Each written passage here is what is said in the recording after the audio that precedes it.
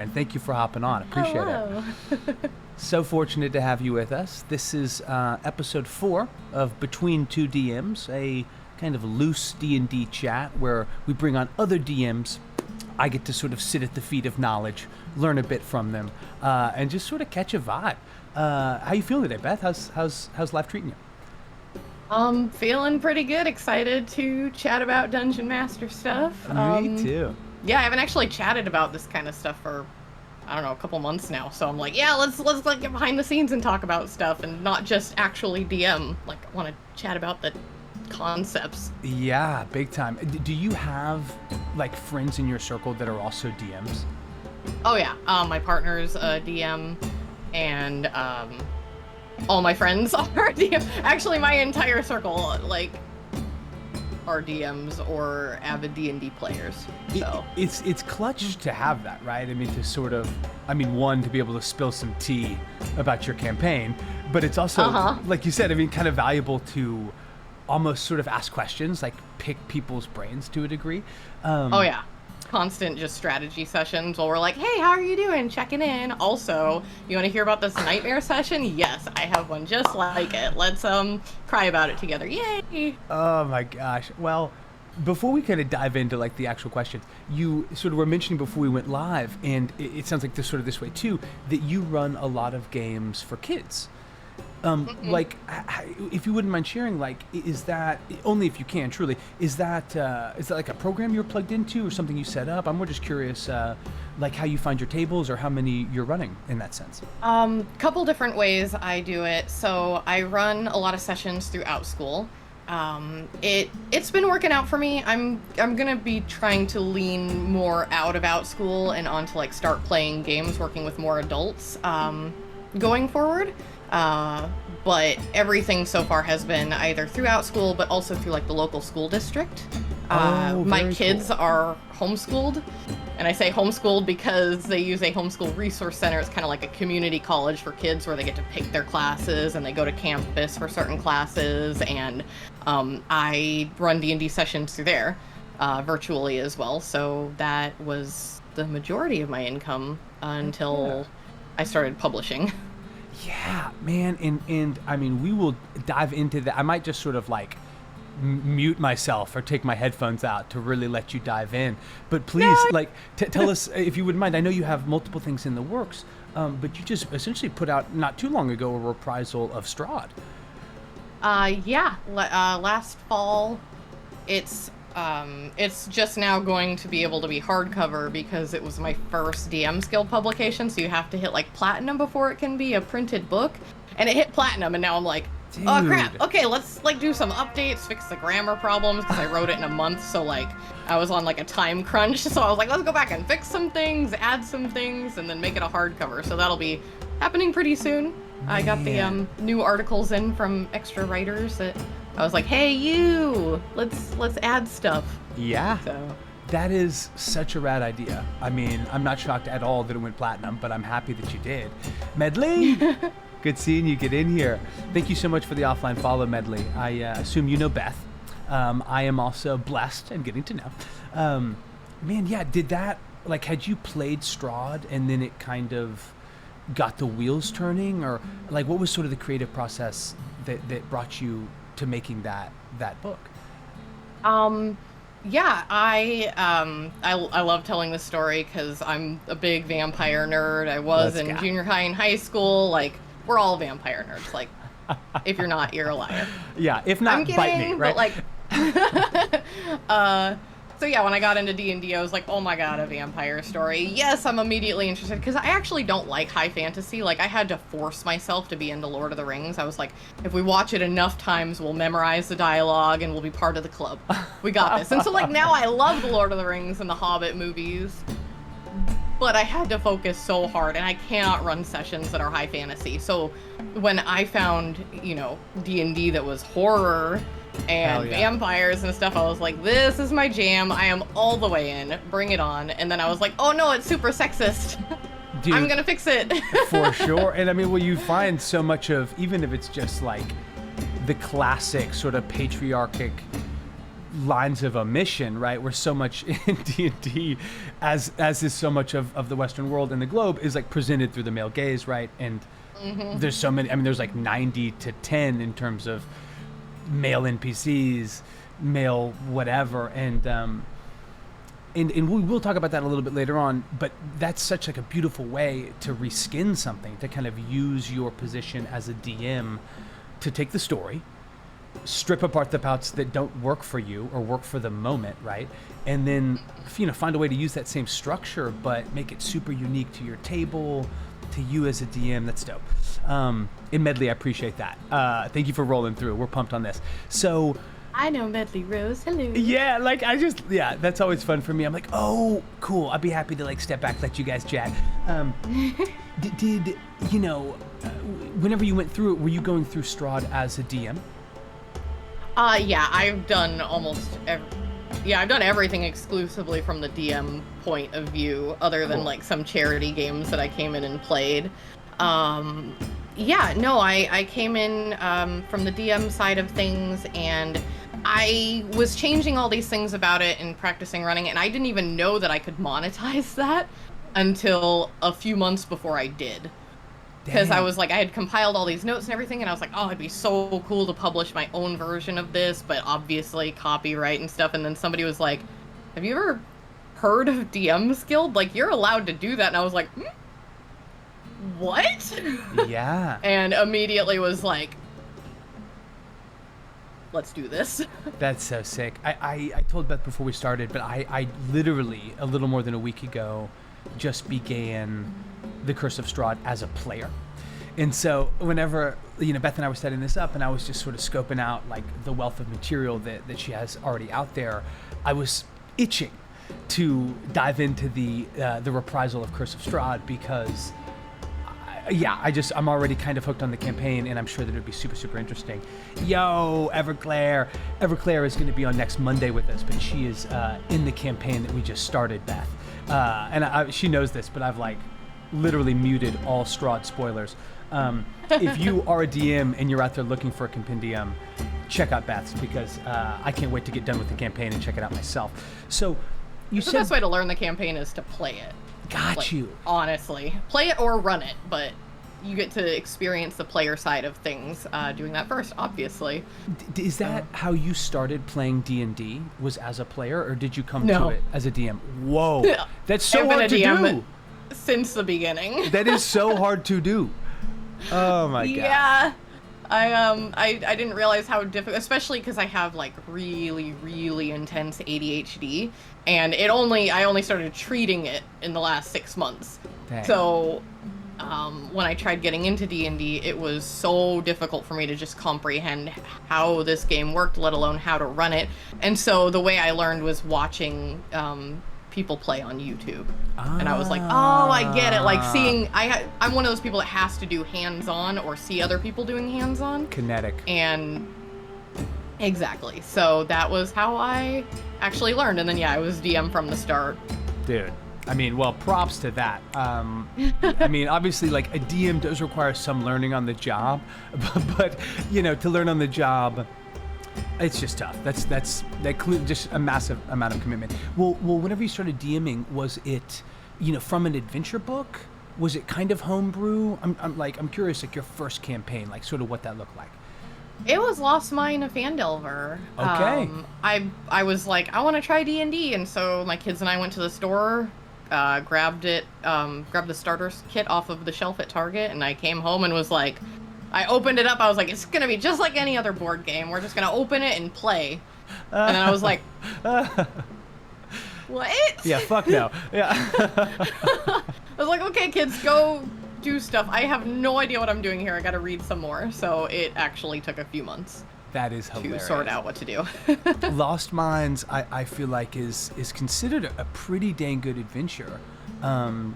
Like, I mean, it's maybe, not the most like well fleshed out, but in terms of like beginning, middle, and end, I haven't played it. I'm more just sort of I think it's the most played adventure, and I partially believe because it's nice and short. and it has, there's a lot you can take and move around and everything. I couldn't get into it myself because, again, I just don't like high fantasy. Copy. But I ran it anyways and was like, and that's about the same time I discovered Curse of Strahd and was like, oh, here we go, game on, let's do the thing. So that's so rad. And Root, good seeing you. Root of All Beers is a friend. He was saying he's running Lost Mines in about 2 weeks. So maybe Nice. maybe we'll pick your brain a little bit more about some sort of spicy reskinning. An agreed medley, immediate run for Mom of the Century, with that move, like unboxing it and then sending everyone away, realizing that like the homework has to be done. That's amazing. So did you then jump from Lost Mines into Curse of Strahd? Was that like the Yes. second campaign? Sick. And like I began with Dragon of Icespire Peak. And that one's a lot more approachable for a new game. I really absolutely agree. I, of course, had no frame of reference, but in retrospect was like, oh, wow, they did make that easy and that easy and that easy. They also give a fair amount of motivation. Dragon shows up, moves the orcs, moves this. Like the chain of events is very easy to trace back, which I think helps with immersion.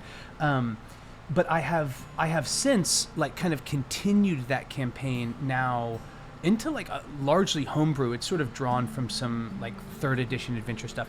Have you ever run a homebrew? Like, do you find that it becomes a mix of both, or is your preference kind of adventure guides? So I have only run like official content, but Cool. never as is. So I basically homebrew because I'm like, okay, here's like my baseline for my concepts. I'm gonna take these NPC names. I'm gonna take this storyline, but also I'm gonna ruin all of it. Yeah. And add in so much more than necessary and cut out almost everything. So I almost feel bad because I'll be like, yeah, come play Wild Beyond the Witchlight with me, and then somebody comes and plays it with me, and then they leave and they're like, my Wild Beyond the Witchlight was a very different experience than what you're talking about over there. It's like, I'm sorry, I can't control it. But did you have fun, bro? Exactly. Did you have fun? Yeah, no, 100%. I mean, I think that is, we actually kind of touched on this last Wednesday a little bit. Like there's sometimes a hesitancy, right, to reskin. Because you're kind of like, oh shit, this is like someone's novel. I need to be truthful to it. I need to honor the beats, the story, the names. But it really is set out to be a guide, right? Like a reference point. Yeah, I'm like, blow it all up. Yeah, hell yeah. Let it settle, see what's new. Well, that's something that I think is really important for a new DM to hear. Because like what you're doing is taking what you need. Maybe the stat blocks, right? Maybe the maps or the NPC names or whatever it would be. But then you are saving yourself a bunch of time that way and spending your juice on actually making it unique or making it compelling for you, right?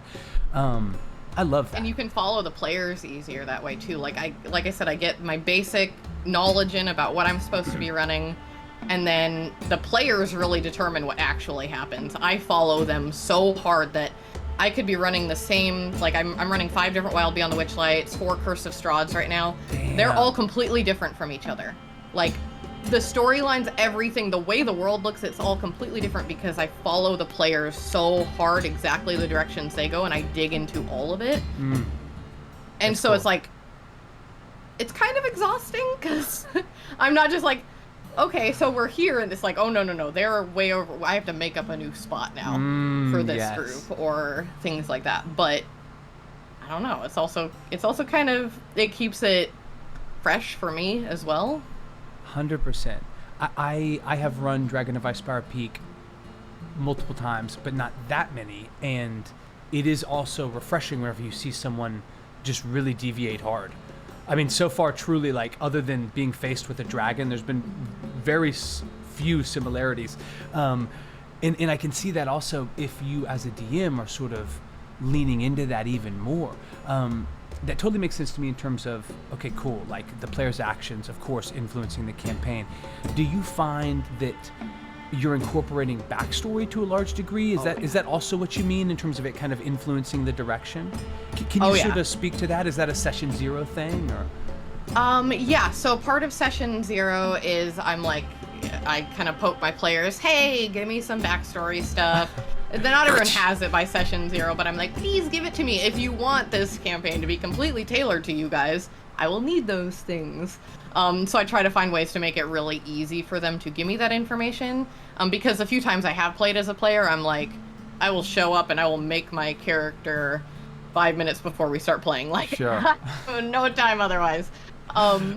So I try to make things really easy for my players by having like Discord spaces. So one of my groups, for example, each one of the players has their own character Discord private channel that is just between me and them, and every time they think of backstory stuff, they can dump it in there. That's dope. They don't have to put it in their character sheet. They just get on Discord and send it in there, and then I have it all organized in one spot. And then yeah, I try to build in a lot of the plot stuff and campaign backstory based in what they've given me, and I'll finagle things and change things to tweak it to just really, but then I drip that information to them slowly, so they're like, oh, Candle, what? How could I have ever guessed this? Oh my god, I can already tell how much fun I would have in one of your campaigns. Truly. Like, I mean, I'm not even trying to like blow smoke. That is what I have found both as a player and a DM to be the most enticing, like the absolutely most captivating, because you go from, wow, this is like a super fun game in a super fun structure, to it being a highly personal story, right? That all of a sudden goes from like, okay, this is cool, to significant emotional investment. That's the goal. yeah. I mean, like, can we, I mean, I would love to know some like juicy moments of whatever player backstory is. I mean, maybe not in Curse of Strahd, because like my virgin ears can't quite handle it. But dang it, I know, so much there. Dude, believe me, whenever stories are. Whenever I saw all the Curse of Strahd stuff, I was like, oh, maybe I should bump it back like 6 weeks. But no, in truly, not to put you on the spot, I'm more just, I find that what you said is so accurate, and that a lot of, especially new DMs, either don't know how effective that can be for session 0, or are kind of not sure how to incorporate it, if that makes sense. Yeah. So again, for getting backstories, make it as simple for your players as possible. If you know they all use Discord, I feel like everybody in this community uses Discord, Sure. So that's where I organize all the community stuff, even though I would prefer maybe something else. I just know that everyone's got Discord open on their phone. Yeah, so that's a pragmatic way. yeah, so we've got like I have my group chat space. It's just a private space just for my party. I add in one of them I recently added a role play channel, because they're so into role play that I was, oh no, You're like, it's happening right now. ADHD, I just got a role play alert. Alarms for everything. Role play channels so that they can keep chatting between sessions, and then the private channels where they can just dump backstory concepts on me. And then I also have like my own private channel within our private group where I'm like throwing in my ideas, and oh, they did this thing. I drop my note in there to kind of sit down later and be like, so they ate the cornbread. What are we going to do with that? How are we going to ruin their lives? Listen, some of my favorite, I'm so sorry to interrupt, but like some of my favorite notes when I'm going back through are just that, where I'm like, magic bean was planted, like, you know, circle back, you know, or like whatever it would be. Cause that's, as a DM, you know that they maybe don't know the full impact of whatever the fuck it is that's buzzing you out. That's, you clearly are like very thorough with your shit. That's dope. It's all about just catching it on the spot, because in the moment with improv, you're like, yeah, do this thing, and then you got to like write it down so you don't forget. Like one player, there was a talking mushroom, and they were like, I'm keeping this, and I'm like, okay. So then I wrote it down later. I was like, okay, let's start building a backstory for this new mushroom character, and how am I going to tie it into the campaign, and this character is really invested in them, so what stuff from their backstory that they gave me can I tie in and make them even more bonded to this thing, and then how can I put it in danger at some point to like really get them emotionally invested. They come across a French chef, just desperate for truffles. Oh man, no, that's hilarious. Was it like a I'm picturing sort of Toad in Mario in Mario universe, but I know that there exists like a fungoid humanoid race within The D&D. campestry, you mean? Yes. Is that what it was? Yeah, it was a campestry. Okay, yeah. tight. That's funny. And how did that end up like playing out? He loves this campestry. He keeps it in a jar with holes in the top in his front pocket, and I have it. This thing is so annoying. Like every time they go anywhere, it's like, just like singing from his pocket, and he's like, "Quiet! You got to be quiet there," And I'm like, I have so much fun with it, but he's so bonded to this dang thing. So, You got to find those things that they're excited about, even if it's something you never would have planned for, and then just find ways to dig into that more. Completely agree. I mean, and that's sort of an example of someone in your party showing interest, right? In something you created, maybe as a throwaway, maybe not, whatever. But then you are, much like in an improv set, like listening to your audience, in this case, the table, and being like, cool, that was fun for you. Let's put him in a jar with holes in it, Like that's as a DM, you don't want to run from the fun, right? You want to kind of like recognize it and amplify it.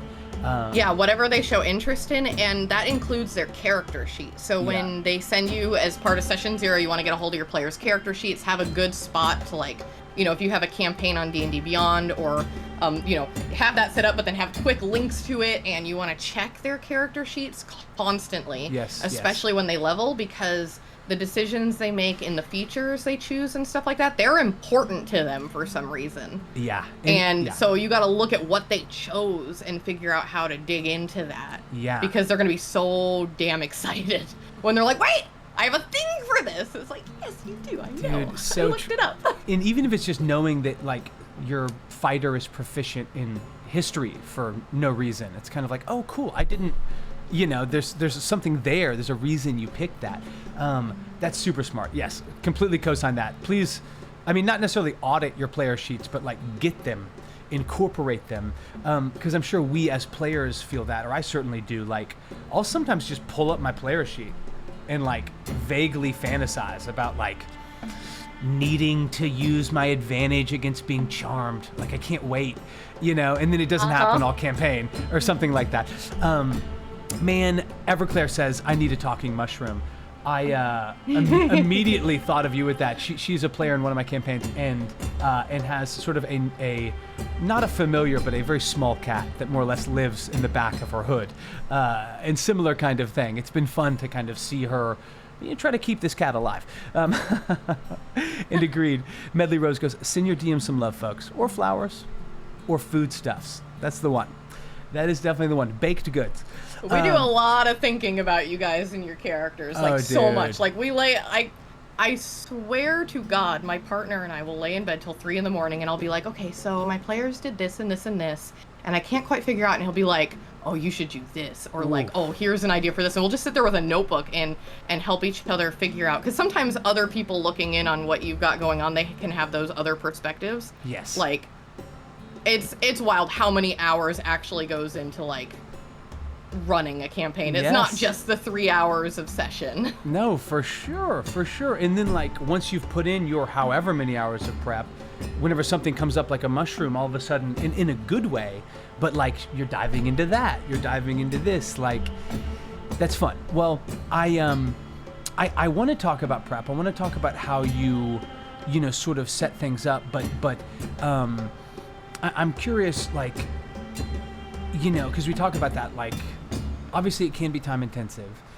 Is there a set day of the week for you? I mean, I feel like, and this is just the vibe, I feel like for both of us, it's kind of hard for us to turn it off. Like, it's almost like running all the time in terms of, like, the DM brain, or kind of like, ooh, that's a good trap. Ooh, you gotta be prepared at any moment to be like, oh, crap, I have an idea. And, like, where am I putting it? That's why, again, I use Discord for everything. I'm like, just pop it in here. Yeah, and it's fortunate that your partner is a DM, because my partner is not, but she is like a really talented actor and improviser, and so sometimes I will come to her just to bounce an idea in terms of what feels realistic to you. Like, if this happened, and albeit like pretend you're a wizard that has level 8 spells, she's like, what are level 8? I'm like, shut up. Like, how would you react? Disregard that part. Yeah, don't worry. But like, if you don't have that, if you're just prepping by yourself, and let's say your session is Wednesday night, like what does that look like for Beth? Are you prepping Wednesday morning? Is it happening a couple days before? Like, I actually prep best after my sessions are done, because other than like those moments of like, oh, I've got an idea or something, I've got so many other, like I'm a freelancer, so I've got the equivalent of like 4 jobs plus 4 kids and stuff like that. Respect. So throughout the week, I'm like just trying to keep my stuff going. So the best prep time for me is immediately after a session when I'm already emotionally just so in it. And that mostly comprises of, here's all the things I want to make a note of, here's my immediate ideas for expanding on that, and here's what I need to focus on, and then I take a nap. Yeah. And then, honestly, I finish my prep for it before the session. Sure. Like, I'll set aside an hour or 2, and I'm like, okay, next part, what are we doing? And then that also really gets me warmed up for the session as well. Of course, on, like, Saturdays where I'm running like several sessions in a row, that's a little harder, so I prep on the day before, just trying to get it all sorted out. But when I have the opportunity, I like to prep right before the session starts. That's right. That's right. In sort of after the session, maybe bullet point some key moments, some things you maybe want to dive into further that you don't want to forget. That's clutch.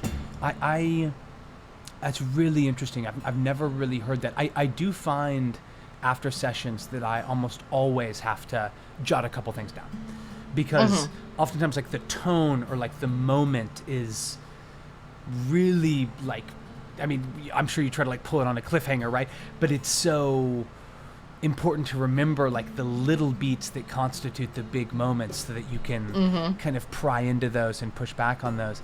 I really, really like that. It sounds like, you know, a lot of this is sort of more kind of macro prep, kind of like bigger picture.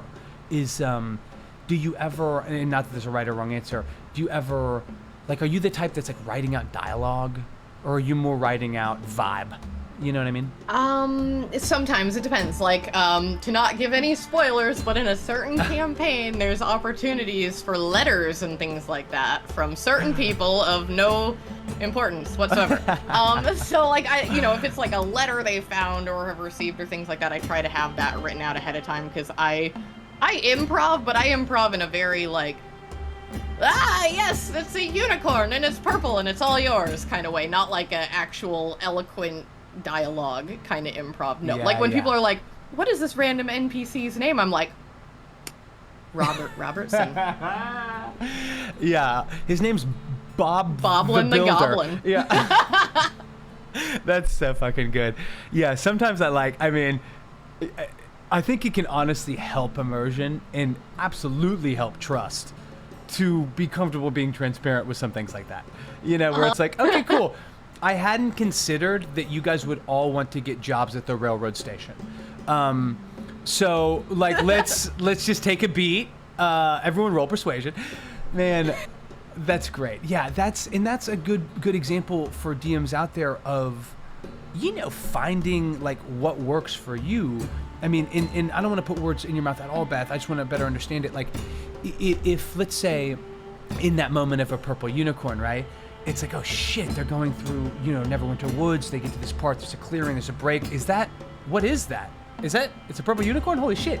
Like, do you like to sort of, you know, like just sort of describe it as opposed to voice the unicorn, so to speak? I don't know if I'm describing that well enough. I think I know what you're saying, and I'm going to give an actual example from a game, and this shouldn't be a cool. spoiler for you. Cool. I don't know if you've done Death House. Have you done Death House? I haven't done Death House. Spoil it away. Okay. Well, it's like the pre one shot for Curse of Strahd. So if you've already started Curse of Strahd, you're probably skipping that. I won't give details though, just in case you go back there. Sick. So and I'm pretty sure this is what you were meaning to ask. There was this scene where we ended up having this battle in session that is nowhere in the book, nowhere in any of the content, because they walked into this room and the only thing from the book is there's bugs running along the ground, right? So they walk into this room and I describe cockroaches. I'm like, yeah, we're in a gross basement. There's gonna be cockroaches. And Cool. so I describe the cockroaches and stuff, and they're like, cool, I have speak with animals. I'm like, you what? You what? Are you kidding me? So yeah, no, I described the scene, and if they want to talk to the things and stuff like that, then yeah, I had to come up with cockroach voice and a cockroach name. Yes, I don't let's even remember what it go. was. It was probably like Nigel the cockroach or something. Yeah. And then they ended up like messing with each other, and so I had it, you know, climb into their body and try to eat them from the inside out, and then everybody was fighting and climbing into each other's skin, and I like following for more content. Okay. I horror, mean, yay! like, what the fuck? Bet that's amazing. So, and yes, I appreciate so much both these comments because they are completely accurate. I don't mean to derail it, but Medley goes, Boblin the Goblin, Cinder of Letters, and runner of Companion Mushroom Farming Company. Exactly. And Root, you hit the nail on the head. Thank you for putting the question much better than I could. Root goes, do you narrate the ambiance or the action? Which is exactly the description. I mean, not that it needs to be Ambiance. binary. Yeah, but it sounds like the answer is yes. You're coloring the world. That's I set the scene, and then how they interact with the scene is what we then go into next. See, and that's rad.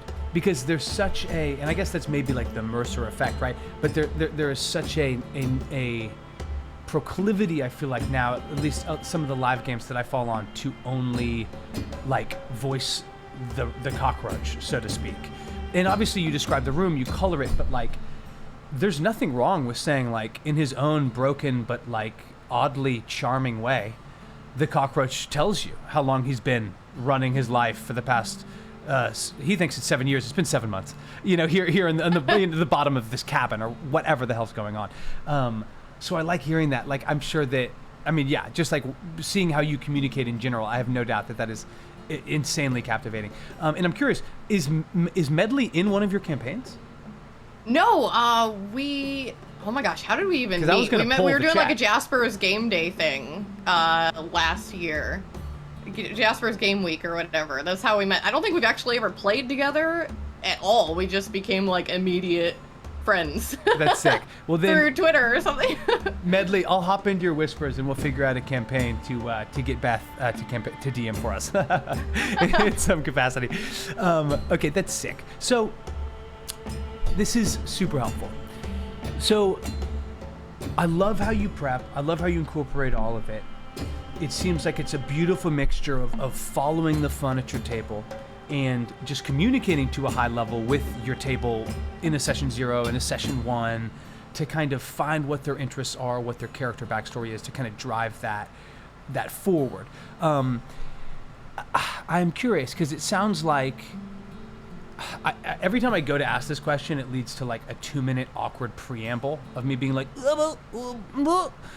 but you know, railroading has such a nasty connotation, and there was a recent kind of recap of Critical Role Exandria Calamity, where I guess Brendan Lee Mulligan basically is asked like, "Yo, what's up with railroading?" And he has sort of a beautiful analogy of water running down a hill, and almost like a DM is sort of just guiding it. Like the water running down the hill is the players, it's also the narrative, and that a DM is seeing it, is seeing the breaks, and is creating resistance, right? Is creating a path that doesn't immediately lead to resolution, to the goal being accomplished, whatever it would be. But I'm curious, like, you know, how do you treat railroading? Like, and then subsequently, like, if it's possible, how do you railroad well? So, I've never known how to even talk about railroading. The only time I've experienced, I feel like, true railroading is there are certain groups sometimes you just get a group of teenagers that they are like, oh, my mom signed me up for this, I'm not invested, you know, and so they're like, I'm like, remember, you're Harry Potter. You're the Harry Potter of this story. If Harry Potter were to walk into Hogwarts and just stare at the wall, no story would happen. You're the protag. You've got to do something. Yeah. And so, like, the strongest level of railroading I've ever experienced is having groups like that where I'm like, you go through the door? okay, you guys go through the door, and then it's like I'm just telling the story at them. Yes. And the only way I can get them involved is putting them into initiative order in battle and stuff. I'm like, oh god, this is so stressful. And so I think past that, I'm like, I don't think anything is railroading. I don't know. Yeah. But it's like, yeah, that's like you're dragging. You're like, have to. yeah, you're like, it's like, come on. But obviously not a problem with adults, especially adults that have paid me. They're like, I'm here, I'm invested. Fuck yeah. That's cool. And I don't, with railroading, it's like, yeah, you've got your main plot that you're trying to get through. We all know what we're doing here, and you know, you've got, like, it's my job to keep you invested in trying to move towards that without pushing you that way. But it's also your job to be like, I take the bait. I am moving forward, and I'm not trying to do the opposite of that, because I do have, like, I have one team group who is doing Curse of Strahd, and it is damn near impossible to finish the campaign with them because they just want to play Slice of Life in Barovia. Oh my and god, I that's like the worst place to play it. Right, I will not give spoilers, but they stole a baby, and they stole a house, and they're just raising this baby in this house, dude, and I'm like, you unbelievable. Guys, if we can get over here and finish this part of the game, I swear I will open up another session that's just Slice of Life in Ravenloft, and you can raise all the babies you want, you know? And they're like, okay. So sometimes I just have to level with my players, like, we're gonna finish this story, right? Like, that's the plan. Yeah. But otherwise, just keeping them invested. Like, I stole their baby last session. Oh, let's fucking go. Right? I was like, you want your baby back? You gotta go to the castle. Yeah, you want to spend a fucking hour on this fucking baby? Very well. Like, here we go. It's happening. I like that, Beth. I mean, en route, by the way, I didn't mean to miss that comment. I'll cue you in whenever we start circling back to try to get Beth to DM for us. All right? I'll cue you in on that. And similarly, Melody was saying, yeah, that's like the kid that's required to take art class in school and they don't want to be there at all. Yeah, we've been there. I mean, it sounds like this Curse of Strahd is the opposite, where they got signed up for art class, they love it, and now they never want to leave. They're like working the kiln. Yeah. You're like, please. It's easier with older teenagers, I think, because they have a lot more choice. They're like, I want to play in this one. Yeah, my parents are paying for it, but like, I'm invested. It's more like those, when you get like those 10 to 12-year-olds and they're like, I don't know, my dad likes D&D. Yeah, I haven't. So I'm here. Yeah, I'm like refusing to be social yet at all in my life. Yeah, Medley was saying that's the beginning of the Barovian baby army. I completely agree. Can I ask, like, how did someone break in and steal the baby? Did a dingo come in and leave with the baby? There is a certain part in the story, and it was just me laying the scene based on the book. It's like, yeah, so you hear the sound of a baby crying and this situation is happening.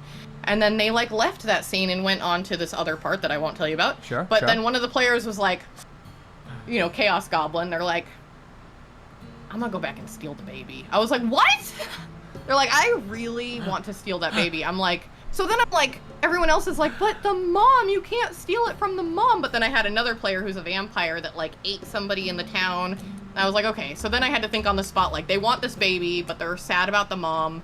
This other player ate someone. How can I tie this in? And so when they went to sneak back into town, there was like a vampire apocalypse happening. Everyone was dying because this one that got eaten started spreading vampirism to everyone. And so now they're not stealing the baby, they're saving the baby. Like that. And they were all like, then nobody felt bad. Everyone was getting what they wanted. And they saved the baby. Yeah, great example. Yeah, you're like the baby that was never in danger. Yeah, that's like, such a great feeling. You gotta follow their wants and interests, and I was like, okay, cool. That's really rad.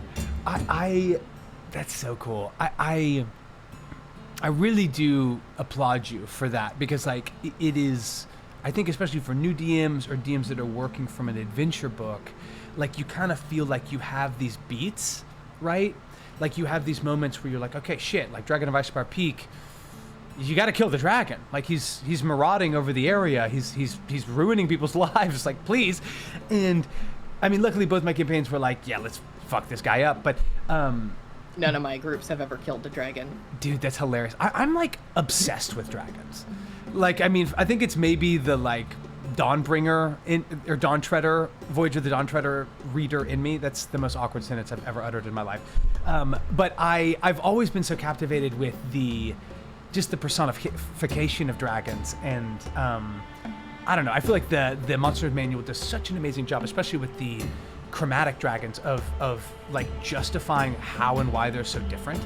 You know, it's like it's rare to have like a huge beast that maybe has a super high intellect and is sort of playing with its prey, so to speak. Yes.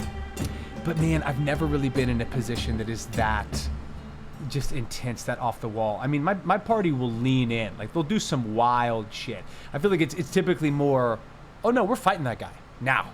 Which I know as a DM, it's like, yo, if you reveal a BBG, a lieutenant villain, like, they're getting attacked. Like, you know, accept that. It's sort of like, you know, parking in New York. You're gonna get dinged, dude. Like, it's gonna happen. Yeah.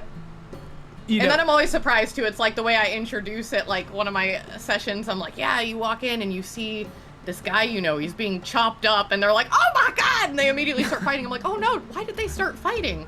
This battle is gonna be too high for them. I was like, that's on me. I made it real extreme with the horror elements. Okay. Bro, that was me. That was me last night trying to set up like the final reveal on what has been like a party member's sister has been kidnapped. They've located her. They've traveled across the map. It's been IRL like 9 months. They get there. They're doing all this shit. They you know, all this stuff goes wrong or whatever, but they get in, and I expect them to recognize that it is like not a battle that can be waged, and they waged that shit. You think? They waged that like, shit. We're doing it anyways, and everyone was like making new characters on the spot because they're like, we're gonna die. I was like, oh no! I'm like trying to scale them down. I was like, okay, they have lower AC, they have lower hit points. How do I make this one disappear? Oh god, they're all gonna die. Everyone's dying. Dude, see, I can't say that I never tweak anything, but I'm like, I'm a pretty big combat simulator just to be like, okay, like, is this fair? Is this balanced? Okay, cool. Just because I want to be able to test my party. So for that reason, like last night, I wasn't changing anything. Like, he still had some spells last, and I sort of was like, please get this guy, because he's going to 5th level fireball you again. I'm not saying that that's wrong. I'm just saying that that's like, it's so wild when you get so tense, because that's the beauty of D&D, is it like, it puts you in a position of so frequently as a DM, end gaming, game planning, having all of that thrown up into the ceiling fan, and then trying to figure out a way to still make it a compelling story. Beth, like, I'm just gonna I'm just gonna say it. I'm just gonna jump in there. Like, have you ever had a player death? A couple of times, but I'm like, I have a couple times, but I like to give the options, especially because of how many teenagers I've worked with, and sometimes with kids, especially when, you know, they get real upset. They're very invested. And so I've always had to have kind of backup plans for death. With my adults, I'll be like, do you consent? Cool. Wait, can I ask, is that like session 0 or like in the moment? No, I actually make that part of session 0. Like, how do you feel about your player, your character death and things like that? And I just kind of keep track of which players are going to be more sensitive about things. But in general, and especially with Ravenloft, it's easy to have backup plans. It's like, yeah, you died. However, if you would like to sell your soul, you know, like, there are some options here. Death is only the beginning. Yeah. I've had a lot of characters die, but only a couple of them have been like, okay, I'm re-rolling a character and coming back in fresh. Everyone else has been like, they're really interested in these other options. And so in the baby stealer group, one of them is actually a ghost. Wow. They just play a ghost. Because they died? Because the character died? Wow. Yeah, and so they were like, I want to be a ghost! And so we like figured out how to make them a ghost character. That's sick. They didn't want it to make a deal, so I was like, well, yeah, I feel like your soul would be stuck here based on Ravenloft rules of stuff. So yeah, let's make ghost stats. That And they're so tracks. excited about it. They like to possess people and Dude, yeah. break down the ghost stats. Like, did you substitute some stuff? Like, did you maybe like remove stuff to give them other stuff, or? Yeah, basically taking a Dampier and then taking the ghost stat block and being like, okay, what do you like from this? What are you excited about? Okay, let's move this in here, but we're gonna take this off and stuff like that. So That is brilliant. The chat is also very, very much a fan of that. I appreciate that. And before I forget, Medley Rose did say that next up for you is probably Spelljammer. Barovia in space. Oh my gosh, I have had so many requests from players be like, please do Spelljammer. I'm like, okay, but we're gonna make it like real cosmic horror if we're doing Spelljammer, because like that's all I do is horror. I like that. That's honestly, especially for adults, I think can be like very fun. Because it's spooky, Oh, yeah. it's like easy to relate to. We're all into like horror movies for the most part. It's a huge genre. But then also throwing in like being a space pirate. Yeah, And stuff like that. Fuck yeah! I haven't read Spelljammer. I read elements have I. of the older one, of like the '88 one or whatever. And to be honest, it was just clearly like a Star Wars thing. Oh, okay. I mean, it's that's kind of clearly what I was like- worried about. I'm like, I don't want Star Wars in space. I want like They reprise it, but they're clearly just that was where the kind of the popular imagery was sort of drawn from. Like Star Wars was so big at the time. But I'm interested to check out Spelljammer because I just enjoy like sci-fi, and I feel like magic and breaking the rules of physics, all the things that happen in D&D just sort of like make sense to happen in space. Yes. So like I have loose plans to run.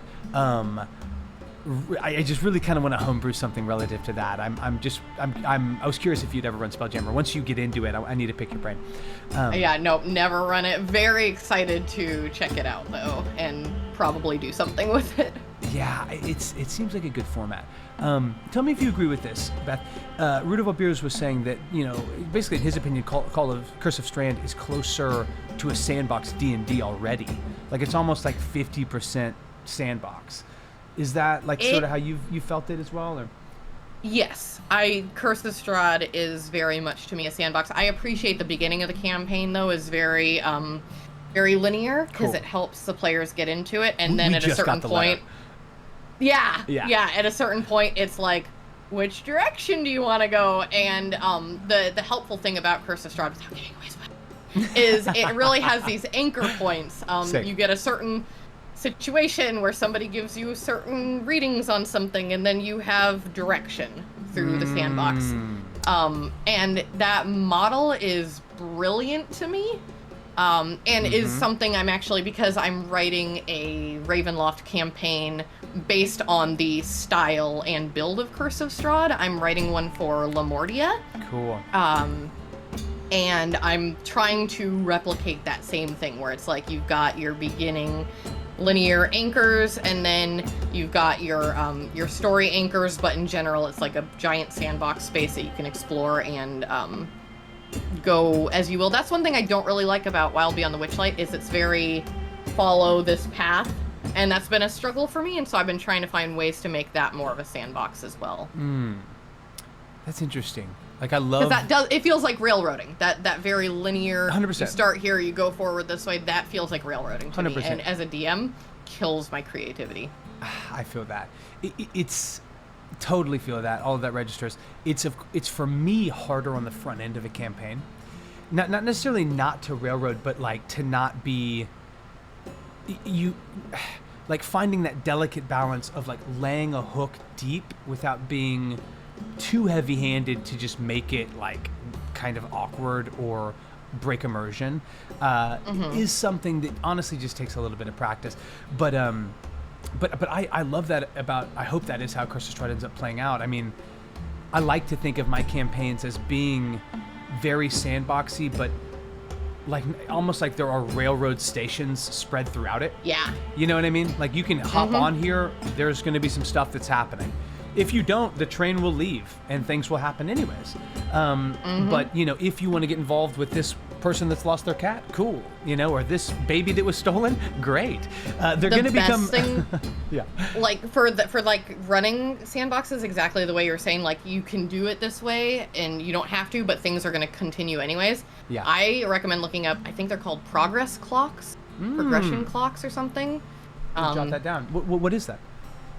It is, I just discovered it and was like, oh my gosh, this is going to be the most massively helpful thing for sandbox, especially things like Curse of Strahd. They're called progress clocks. Sick. It's a mechanic from the game called Blades in the Dark, and it's just a like visual way to set up clock systems, and there's some that you can show your players for like smaller tasks, and then you can also set them up for yourself for like what's happening in the world around you. So it's like, yeah, you could go to this town and deal with this situation, but if you opt to go a different way, that situation continues to play out and now everyone there is dead or whatever it is. Yeah. You know, and it's like you keep track of that progression that's happening, and it doesn't matter which way the players went, like these other things are still happening in the background, and it makes the world feel so much more real.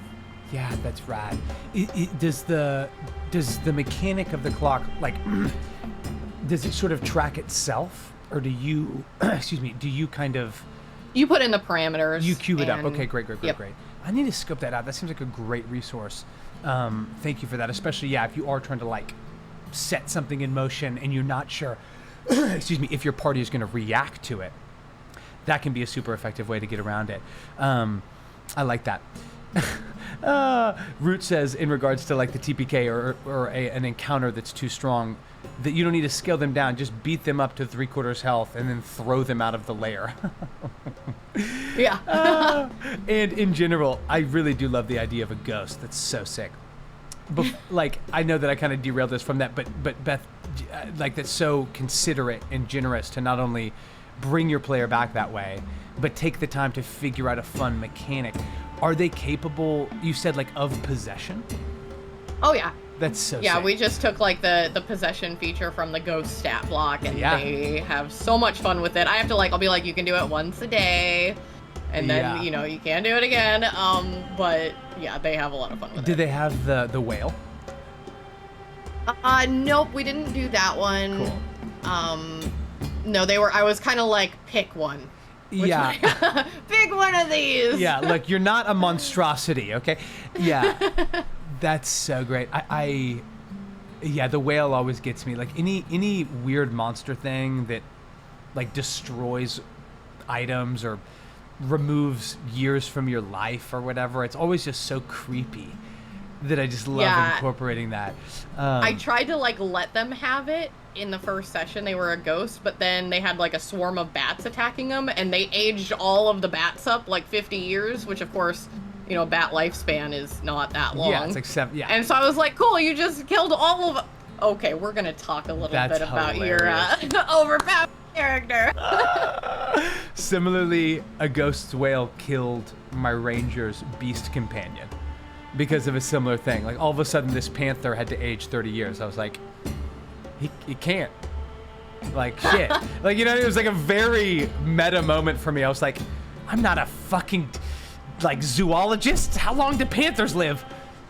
Ah, shit. Like, you know what I mean? Like, So many times in games that were like one of my Strahd groups, they had to look up, like, how many, you know, how many liters of blood are in this type of animal and in this, and, you know, concocting how many rats would you have to kill and drain in order to come up with a proper amount of blood for a vampire to sustain themselves, and, like, all these things. I was like, there is just so much weird Google happening. yeah.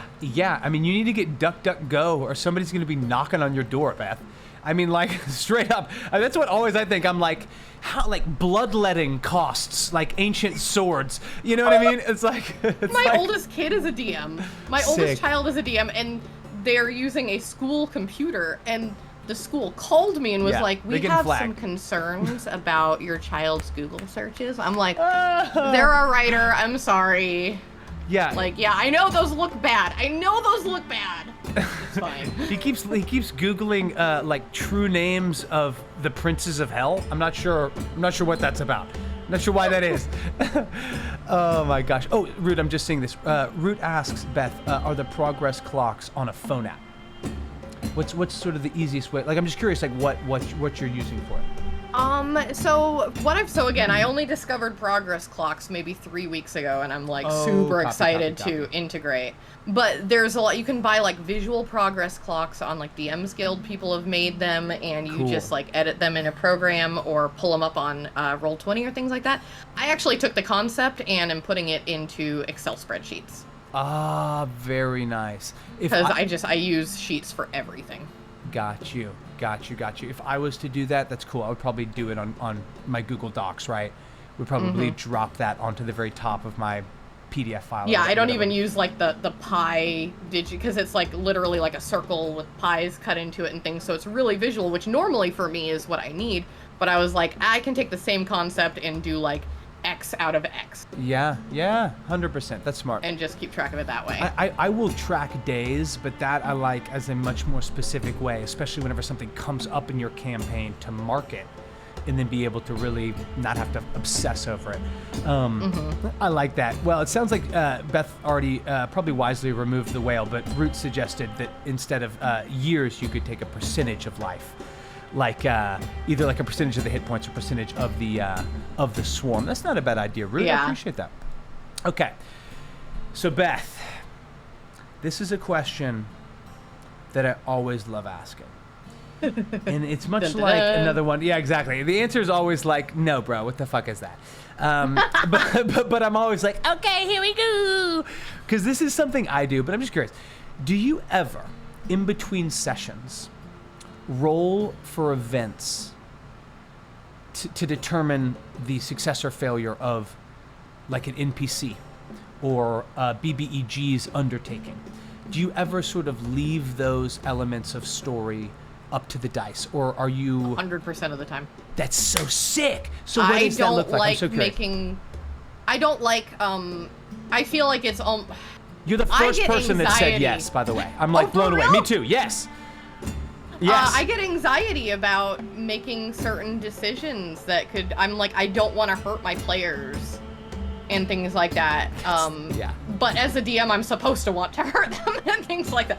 And also, like, you know, it makes sense in the moment. So a lot of times, so even in battle, when it's like, okay, who's getting attacked? I roll for who's getting attacked. It's like, if it could be anybody, I roll for it. If I'm like, my Strahd would make, either of these decisions, I lay them out and I roll for it, and I let the dice make all the decisions, because that's the whole point of the dice, is to play God in this game and determine things for us. And so I'm like, I use it all the time. I'm always rolling. I'll be like, just for little things, I'll quick, like, okay, it'll be this or this, and I have a coin. I normally do. I show us the coin back somewhere. No, I'm joking.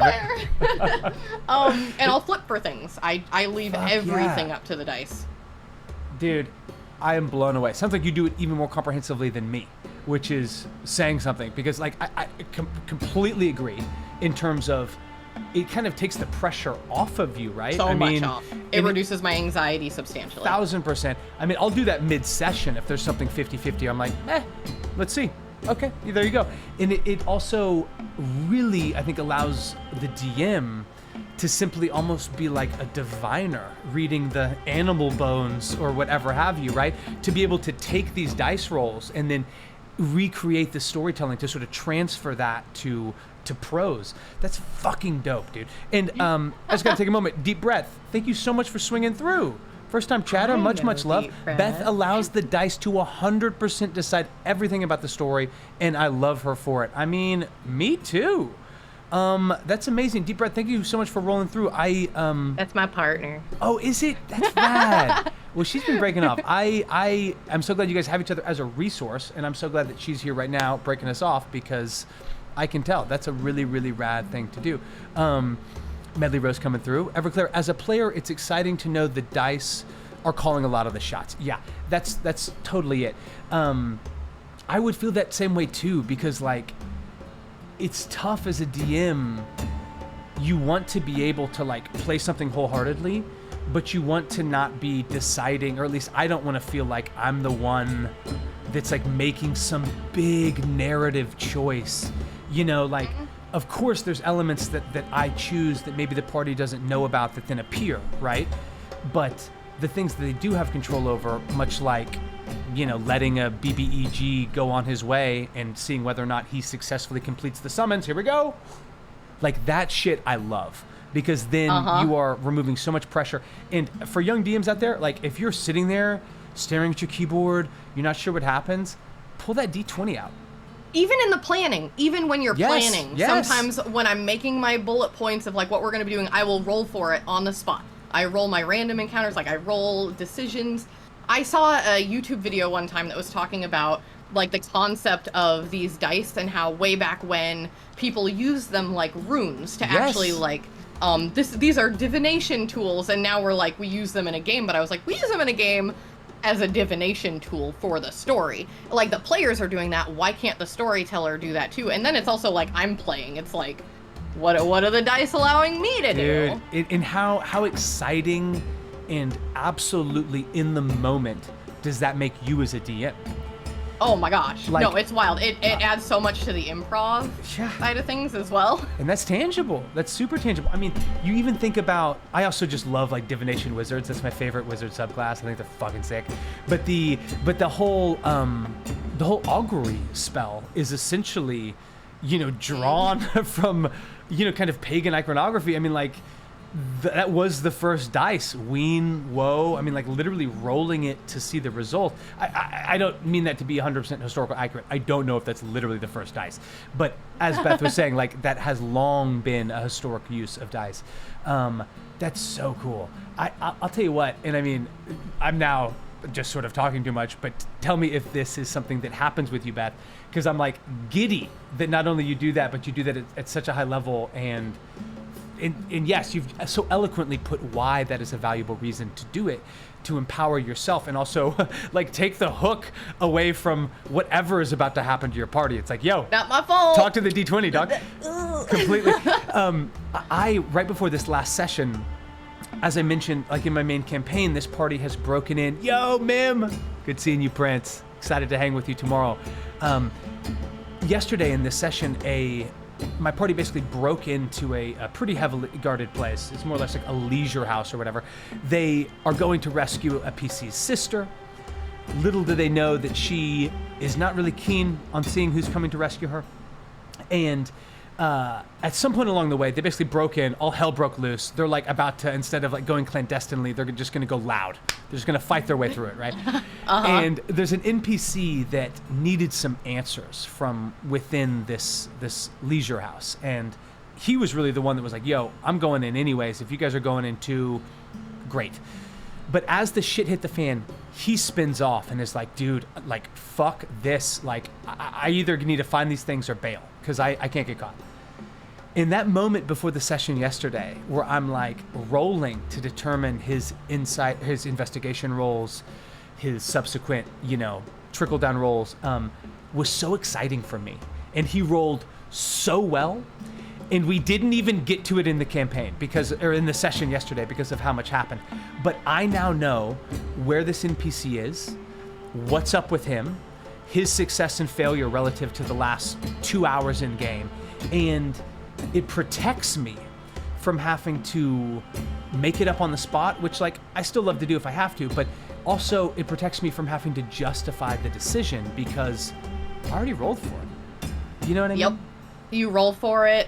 So again, with everything, and so you're talking about that, using that with an NPC. I actually create all my NPCs have an actual character sheet on D&D Beyond. Sick. And I put them in the same campaign as my players, and my NPCs that they're traveling with level up at the same time that the players are leveling up. And so when they're in battle and things like that, sometimes I'll pass off an NPC to somebody else to run for me in battle, because I'm like, I gotta focus, I got monsters over here, you're playing Irina and yourself. Cool. But otherwise they can also see, you know, it's like, oh, she jumps into battle and and they see the rolls. Like, we share the same roll room, so they see what she's rolling in her attacks and what and all that kind of stuff. So it makes it easier for me, and I'm not playing them like because there's the whole concept of a DM PC. I never do a DM PC to that extent where it's like an actual character I'm running and things like that, but it's like I just give a little bit more to my NPCs, and again, like you were saying, I roll all their shit, and it just helps put everything together for me, especially at the end of sessions when it's like, okay, I know how to plan for the next session now because I know what they did and how it went. And that's probably why you do it like right after, right? Is to keep that fresh and put it down. That's awesome. Beth, I love that. That's a really thoughtful way to DM in terms of like going all the way to make the character sheet. DM PCs. And by the way, Chili Draws, get in here, legend. Hello. I mean, I'm so happy to meet Beth, and I'm so happy that you're here. I'm Carpe the DM. I make D&D content. I also stream some games. And I'm on a path to die a million deaths in Elden Ring. So so join me on Fridays if you want to watch me die. But yeah, dude, we are lucky to be kicking it here with Beth. Is Chili Draws in one of your campaigns? Just a bud? Nope, I'm more just curious. Tight. Another just awesome Twitter friend that, just... There's like some people we just vibed immediately online, and now we're always like, hey, what's up, what's up? Dude, that's the best. Honestly, I wish I could play with everybody I know, though. Yeah, that is what happens whenever you start seeing really good DMs. You're like, how do I play with Beth? Yo, Wilder Realms, get in here. Appreciate you swinging. I assume these are all D&D peeps. You're in the right spot. And we're blessed to be hanging out with It's Beth the Bard. I assume that is what's drawing people, not the between two DMs. Yeah, agreed. Yes, D&D peeps, amazing. And everyone that just joined, especially if you're a first-time chatter or viewer, first off, thank you. But please let me know if you stream, because I want to make sure I can go back, support you guys. Just want to be plugged in as well. Spellhawks Press, well. We will take it. Any redirection is welcome. We're basically picking Beth's brain on, what it takes to DM, how she goes about the process. We've covered a lot of those sort of early steps in terms of, what her journey in TTRPG has looked like, how she came to the table, how she starts a session 0. I have just learned an amazing that she does roll for events in between sessions, which I absolutely love. But we'll just keep moving. I'm curious, Beth, like, this is more of like a catch-all question, especially for people that have just rolled in. What are some things in your kind of DM toolbox? We've talked about you creating individual Discord channels to talk about backstory, to allow for your players to be like, hey, I want this fungi person to be a part of my life. Like, what are some other elements that you've just kind of picked up and put in your toolbox that, are critical or that you really wish you'd known about earlier? I know that's a broad one, but... So there's a few things. There's one digital tool I use a lot, and I'm not sure if I'm allowed to talk about it because it's technically from like a bad site. Oh shit! If it's OnlyFans, it's cool. It's all good.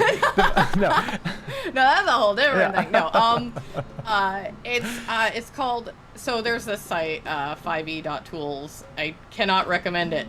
Don't go there. But they have a really cool tool called the DM screen, and it is so damn helpful in me setting up my initiative trackers and getting my monsters and everything organized, and I have notes and things like that, and that's what I constantly am updating for each of my groups. I don't use the rest of the site. I promise I buy all my books and stuff. I'm really good about it. That's fucking good. I didn't know it was like that. I'm like, oh! Dude, I just got my first copyright strike. Beth, what's going on?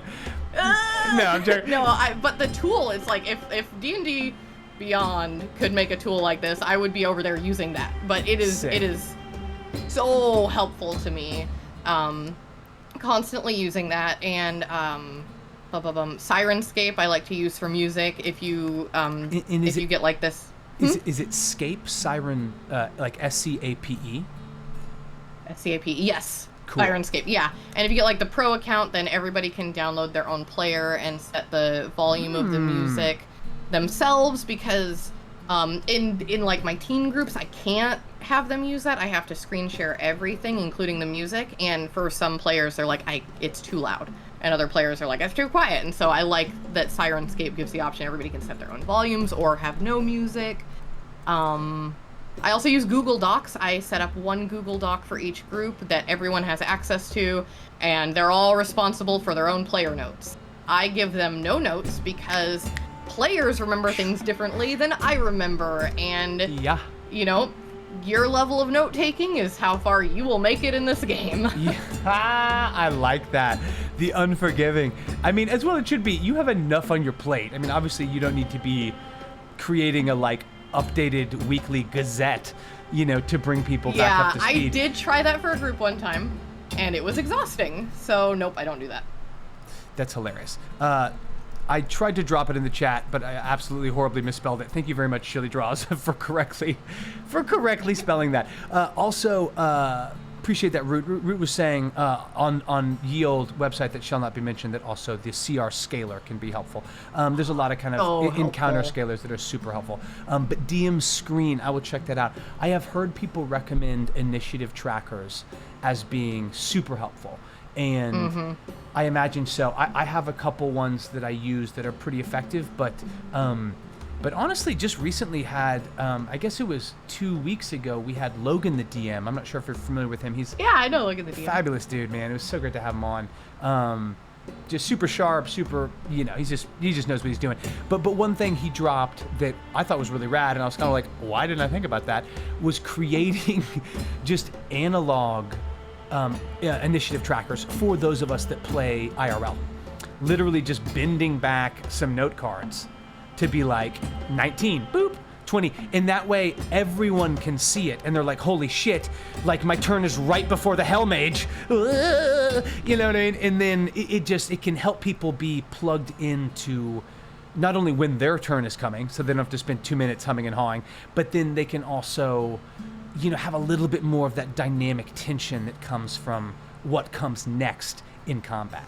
Yeah, when I was playing or when I was running in person, I used clothespins, and I put everyone's character name on them and then clip them to the top of the DM screen, and then when it was their turn, they would take their clip and put it at the beginning of the line again, and then take their turn. Wow.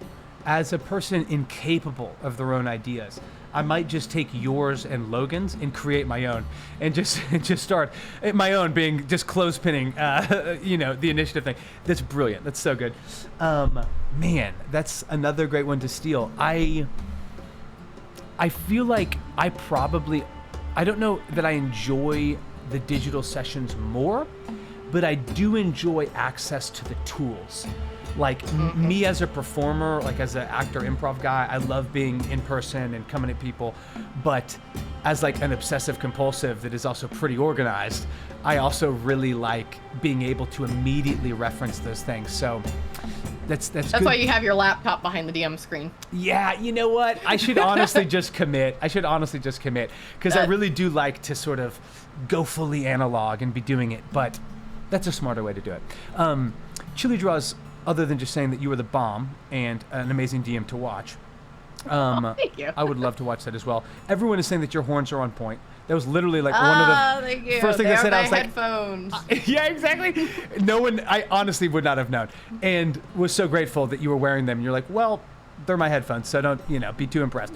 But yeah, that is that's just helpful to know. And anyone that's out there that is a DM, feel free to drop in your own thoughts, your own sort of toolbox. That's super duper helpful. Chili Draw says that they use Battle Tracker, which is super helpful. I imagine that's for initiative order.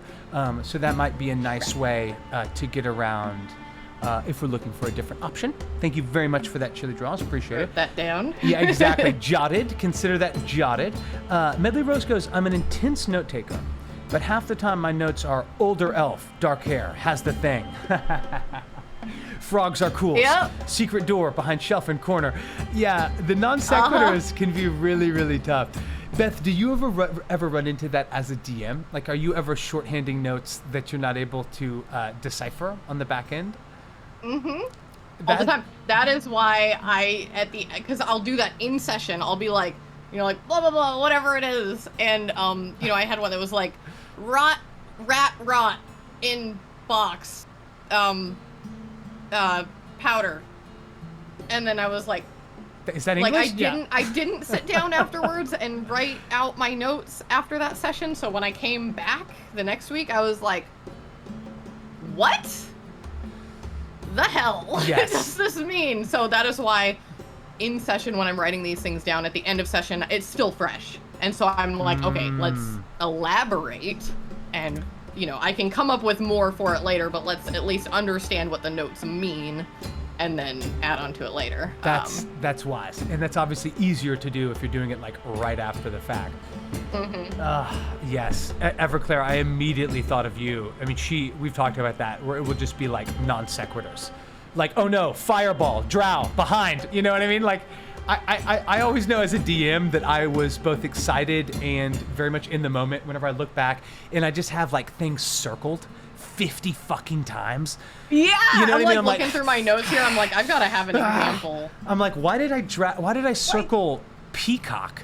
Like, what? Oh, wait. Like what? I have X people die, heart first, golem, dead bodies, coerced donation, kidnapping. Oh, dude. I don't know what any of that means. Hey, I'm reading that like some people read a novel. That's perfectly clear to me. That's Egyptian hieroglyphics, right there. It's what does any of that mean? Oh, Beth, that's my so whole real. notebook looks like that. I have no idea. Yeah, it's so tough. Oh my gosh, yeah. He was saying clothespins with the googly eyes would be another very effective way to track initiative. 100%. That's great. You're killing me with that. A tablet would be a good way if you don't want to use the laptop. Thank you very much for that. I might find highly recommend the middle line. Yeah, thank you for that, Beth. I don't know why I never really considered. yeah, it's like, yeah, we'll name it. That's so great. Yeah, we got to do it. I love using a Google Doc as a table note document. All players and DMs can add info. Agreed. Yep. The rolling Google Doc is clutch. I do that a little bit like in lieu of Discord, where especially with my newer campaign, and especially as I'm trying to like make it a little bit easier to onboard, because I myself am like trying to get more into the paid DM, the professional DM, which of course so much of that is generating clients, right? But then also being able to, efficiently onboard them whenever you have your Google Docs set up and your stuff set up. I feel like that makes it a lot easier. Like, use those Google tools, all of them. They're so helpful. For my session 0, I use Google Forms to get my session 0 consent checklist turned in. Amazing. I create a form, send it out to everyone, and then all the responses are held. I also do like every 10 sessions or so, like a check-in. How are you guys feeling? Also using Google Forms, and then it's all automatically collected in the responses section. That's a super smart way. And then is most of I know you talked about it being on Discord, but I'm just sort of curious, like for people that are similarly looking to kind of get their presets done, do you kind of have like a standard like copy and paste form that you'll send out for people's session 0s, or is that still in person? You talking about like the consent form? Well, I not necessarily the consent form. Like I'm familiar with that. I'm more like whenever you're onboarding, like 3 games at once or something. Are you still one-on-oneing that, or are you using some version of a Google form or a Google Doc?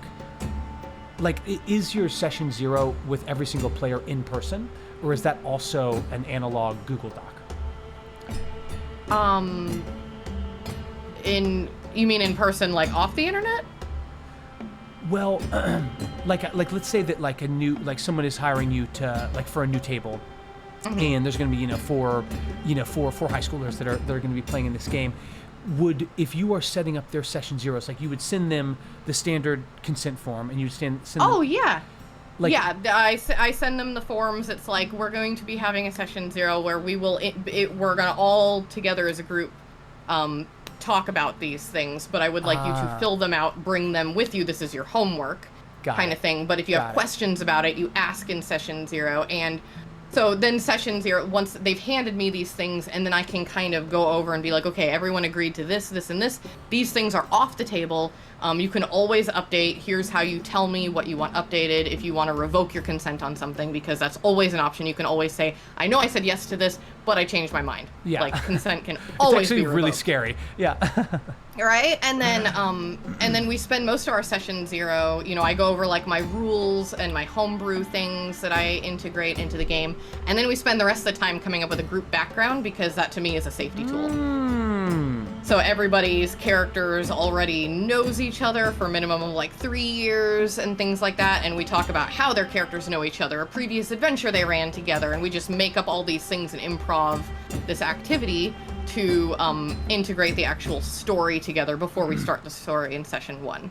That is really rad. I've never really heard about almost like a group or party. I mean, I heard, of course, people doing collaboratively, everyone session zeroing together, but the idea of then connecting those through lines in game as a safety tool, that makes total sense. I mean, that's like a really, and I mean, absolutely as a safety tool, but also just like as a immersion and sort of ease of play tool, I feel like that would be highly effective. Can you just speak to that a little bit, Beth? Like, that's a super rad idea. Like, how did that kind of come to be, and what does some of that sort of improv kind of look like? Well, so that came to be because I noticed when I would try to bring new groups together that, you know, there's some players that are like, oh, I do not trust these other characters. Sure. And therefore, and it's like, and it creates a weird tension in the group. And so I come at things like, you guys all know each other. You all trust each other. It's been 3 years of adventuring together. There is no choice here. I am railroading this. Yeah. You would all get drunk together and trust each other, okay? Exactly. You can have tensions within the group, but we're going to come up with, like, some of those tensions and how that works, and it's all fun and games. I also don't allow PvP for my teen groups. For my adult groups, I'm like, no PvP unless you get consent, and then go for it, because another, you know, safety tension thing. But yeah, and it's hard for any... It cuts out a whole bunch of that beginning campaign of just trying to get them to mesh with each other and work together. It's like, no. You already mesh, you already work together, and we're going to come up with a tangible list of ways you have worked together, so you guys have stuff to talk about, even in your beginning travel. Oh, remember that time that we, you know, saved the manticore kitten out of the tree? And all of these things. Yeah. So, and it's also a way to, like, I will literally just present a situation like, your last assignment, that's my favorite one to use, you had to save a manticore kitten out of a tree, you know, right after having to help a little old lady cross the road so she can get hit by a carriage. You know, you've been doing all these little gigs. Now tell me, when you found the manticore kitten in the tree, how did each of you approach saving it? And then, you know, it's like an improv exercise. They don't get to think about it. They just have to say what their character did in the moment. And then the next person, yes, and this is what mine did. Yes, and they build onto it. And it also gives me an idea of how they're going to be playing their character going into session 1. It's like, oh, this one tried to burn down the tree. Got it. That's the kind of, okay, got it. Oh, I know a sorcerer when I hear one. Dude, that is so smart. Thank you for sharing that. Because, and I promise you, Chad, I'm about to roll through some of this. I appreciate so much the questions in the comments. Thank you. But man, I feel like it's more commonly put out some version of, you know, pairing people up, or, you know, it's a 6-person party and it's sort of 2 groups of 3 that are being united, and, you know, that can be really nice and in a you know, genuine, immersive, cohesive way to do it. But you're right, and I can definitely be guilty of this as just like the rogue. But like the, you know, whenever you have like the Edgeblade, right, or, you know, the Edgelord rather. Edgelord. Yeah, exactly. I've also added an NPC called Edgeblade the Black, who's like is that guy. But whenever you have an edgelord, like sometimes it's not inherently toxic. You know, some people like really want to be that Batman-esque from the shadows, you know, dark guy, and then like slowly show the heart of gold. And that's cool, but especially if it's new players in a new table, whenever the vibe you're getting from someone is, I don't trust you, you know, it's like inherently off-putting. I mean, it's like, you know, it makes it uncomfortable for the other players. Yeah, you're like, should I be suspicious of you? Like, what's going on? So that's something I've never really heard vocalized that I think is super duper smart and very, very well explained. Thank you for breaking that down. And we still have edgelords. Like, I very much so have groups where they're so edgy, but these are my people and they know my dark secrets and my past, and I trust them with my life, and I get to be edgy at all the NPCs now. Yeah, and exactly. They support me on it. It's like, there we go. Yeah. Oh, my friends help me edge. Wait a minute. Yeah, that's so good. No, that's a good way to do it. But just by coming in and like having a session where you show like, no, you're friends. No, you have each other's backs. You know, you establish that as a baseline, because you'll still make fun of your friends or have a disagreement, you know what I mean? Or like butt heads over an issue or something like that, but you're still friends at the end of the day. There's still a sense of safety. Yeah, that's a good point. That's very, very well put out. That's something that seems so obvious to me now that I had never really considered it. Think of it as like group counseling. Yeah, well, it's like a group session zero, like because it is that same thing where we get consent individually, and then the players start to feel comfortable with you as a DM. Like, okay, cool. They ask me where my lines are. They clearly respect that. They're interested in my backstory. Cool. But then whenever you show up and it's live and it's at a new table, it's just, that's such a great way to feel more comfortable taking risks, more comfortable role playing, getting into it. I love that. I'm blasting the bugle effect of truth right now. And then out of respect, I just have to go through some of these because I appreciate the chat. I know I'm like way behind on this. Chili Draw says, I have a problem with long, descriptive exposition. And then whenever it's time to get crunchy, then when time gets crunchy, it gets less and less descriptive. Okay, well, yeah, I think that's probably kind of what a lot of DMs can run into, just in terms of like wanting to handle that prep. It gets closer to the time, you start maybe feeling a little bit stressed. I know for Beth, that's something where getting some of the beats down right after the session is helpful. For me personally, I really like to make sure that at least the night before I've like kind of organized things, I've read it over, and I know where I'm at. That way, on the day, if I need to go back and add some little thing or whatever, it doesn't feel like I'm doing everything. But is there anything with that, Beth, that like, is there anything where like you do, you have 4 sessions on this Saturday, they're all back to back, like, at that point, are you just letting go and trusting to your God-given improv, and to like the fact that your campaign so well? Is that like really the baseline? Yep. Yeah, and that's 100%. Yeah, I prep like there's sometimes I just don't get to prep, and I'm like, okay, we're going off of, we've run this content before, I know the basics, and I'm just riffing off of the players completely. Yeah. Gotcha. And that's real, and I think that's important to hear, because, and I appreciate that, Chili. I mean, like, I know as an actor, as someone that likes to know the lines, know the beats, I want to come in feeling like I'm off book, like I'm fully prepared. And as a DM, like, are you kidding me? Like, that's impossible.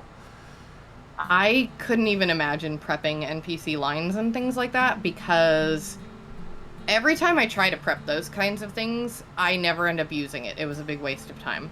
Interesting. Because I just, there's certain things you can't predict that the players were going to do instead, or they went a different direction, or they interacted unexpectedly. So there's certain things I just don't even bother prepping at all. And that's, that kind of like that, as far as things like dialogue and stuff, I don't. Yeah, legit. That's legit. I mean, you have a grasp on like how your story is told clearly, and do a great job of communicating it. I think if you know your NPC, you have an idea of who they are in general, and it's just like going into a game as a player. You don't prep the things that your character is going to be saying in game. You're just there, and you're like, this is what's happening, this is what my character would say and how they would say it. I run the exact same way for NPCs. Gotcha. And BBGs. That's cool to hear. That's interesting. I totally get that. In Chile, like, in terms of, sometimes I think whenever it's 4:00 and the session's at 6, have a glass of water, kick your feet up, dude. Or do that. I don't mean to mislabel you at all. Because sometimes, like, it's just nice to save your bandwidth and come in just prepared to maybe be on your feet a little bit more. I mean, it can shift a little bit session to session. I appreciate that, Beth. Okay, let me just see if I missed anything. G-Forms can do anonymous feedback too. That's true. Google Forms can be super helpful for that. Google Spreadsheet makes a great task and deadline manager. Appreciate that. Yep. Medley goes, chili fescue grass on the mind lately. Not sure what that is, but I want to know. And then Rude was telling us that OBS has a video recorder so you can record. So if you shorthand a timestamp, should help a lot. Interesting. Like if you want to sort of just give yourself a verbal note, that's interesting. Okay. This was a question for you, Beth, from Wilder Realms. I believe they were curious if you ever have to divide that session 0 into 2 sessions between like the kind of like character backstory creation and the group backstory creation, or not. So we don't do character creation in session 0 anyways. I'm kind of like, that's part of your homework. I want you to fill out the consent form and I want you to bring your character to session. And that's also the benefit of having like a Discord group as well. And you get that set up before session 0 and people can be asking questions and they're sharing things, strategizing. Oh, I'm going to be playing this race in class. I'm going to be playing this race in class. What are you going to do? And they kind of, they have that prepared before coming to session 0. Cause I don't think we need to do all of that live and in person. Like, yeah, it might be fun, but also it's kind of a waste of time. It can take a long time, for sure. For sure. Now, if you're teaching someone how to play D&D, I do have groups like that where we do have like 4 sessions before we play anything because I'm teaching them how to play D&D. I'm teaching them how to build a character. I'm walking them through the baby steps, and now we're ready to play. Right. But that's totally different. I'm like, you know how to build a character, bring it. Yeah, that's cool. And that sounds like a smart way to do it. I feel like you have really done such a great job of understanding the ways that you can save yourself time. Like not only as a DM, yes, but more as a pro needing to onboard people, you know, with tighter turnarounds, with higher volume, and being able to do it consistently and with the same level of, you know, care and execution. That's really dope. I am so tempted to do nothing but ask you professional DM questions, but I feel like that's more of like me being like selfish and interested. So I will withhold. I will withhold for the present. I love talking. Yeah, I know. I appreciate that. No, Beth, you're dropping bombs. I appreciate that. Because Wilder Rums was saying that they run a safety tools, expectations, and trigger session, then sort of runs like a separate mechanic session 0 with the character building. I get that. I mean, I think it's probably like however you want to skin it. I think it sounds like for Beth, understandably, it's a time thing and wanting to sort of ask them to make some decisions on their own, right? Yeah. Well, and what usually happens is, for example, session 0, I usually slot like 2 hours for it, and cool. We never make it past the first hour, but I'm like, we can go full 2 hours if we need to. But what I find is that talking, like, it's really important to me that we talk about our lines and veils and the safety tools, but also that shit is like really boring for people too, especially because most of the people that I'm explaining this stuff to, they're like, yes, I know. Yes, right. We all use these. I know this so well already, you know? So it's like, that's where a lot of, you know, that's where it's like, bring these things ahead of time, and here I'm adding that's why I like to have the breakdown of this is our official lines and veils. I've listed it out for us so you can see it on a document. I'm putting it in our Discord. We'll briefly go over it, but you guys can check it out in between sessions by continuing to play in this game. You are consenting to follow those rules or you will be eliminated. No jokes whatsoever about this. I'm not playing. And so I'm very strict about these things, but I find that, you know, and then I'm like, let's go through these rules. Here's a copy of them so that we don't have to like linger on them forever. You can kind of think about them, ask if you have questions between, but then let's get into something fun and more hands-on so that you didn't feel like I was just sitting here lecturing you for a half an hour, you know what I mean? So that's why I like combining it all together, and I keep the first part really like dun dun dun dun dun. Yeah. This is how it is, take it or leave it, and now let's like improv together. And it's helpful whenever, for people that don't know, lines and veils are basically like ways to communicate in the moment or before the moment, ideally, like in this situation, but that essentially like a subject needs to be moved on from. It's more or less like an indicator live and immediately that, hey, let's move on, let's fade to black. And it can be a great way ways of doing it. You can do like X card, X and Y, or like I use red light, yellow light, green light. That's an interesting way So to if somebody's do it. feeling uncomfortable, it's like yellow light. It's like, oh, okay. Good to know, good to know. That's sort of like a softer turnaround. It's like the I'm full-on. uncomfortable. They might not know why they're uncomfortable, but they're feeling it. And so it's Yeah. like, okay, we can take a break and I can discuss it with them, or I can reroute completely, do a cutscene, whatever it is, and we can talk about it after. If that's me, I would just be putting it to yellow, and then I'd be like, oh, I just drank a ton of coffee on an empty stomach. I'm sorry. Let me put it back to green. I'm good. I'm good. No, but that's real. Okay, let me just double check. All the safety rules, yeah, I mean, agreed. Beth is a boss and knows what she's doing. I think we can all concur. Mim was saying, yeah, ultimately, you're people at a table, so it makes sense to have a cohesive reason why their characters are together, too. You know, it sounds so simple and obvious once you've explained it, Beth, but I really never really ever... Not that I didn't care, because it is hard, but I more was like... I was like, okay, I would like to connect people like in pairs or triplets, and then try to immediately, cohesively, like, root them together in the world.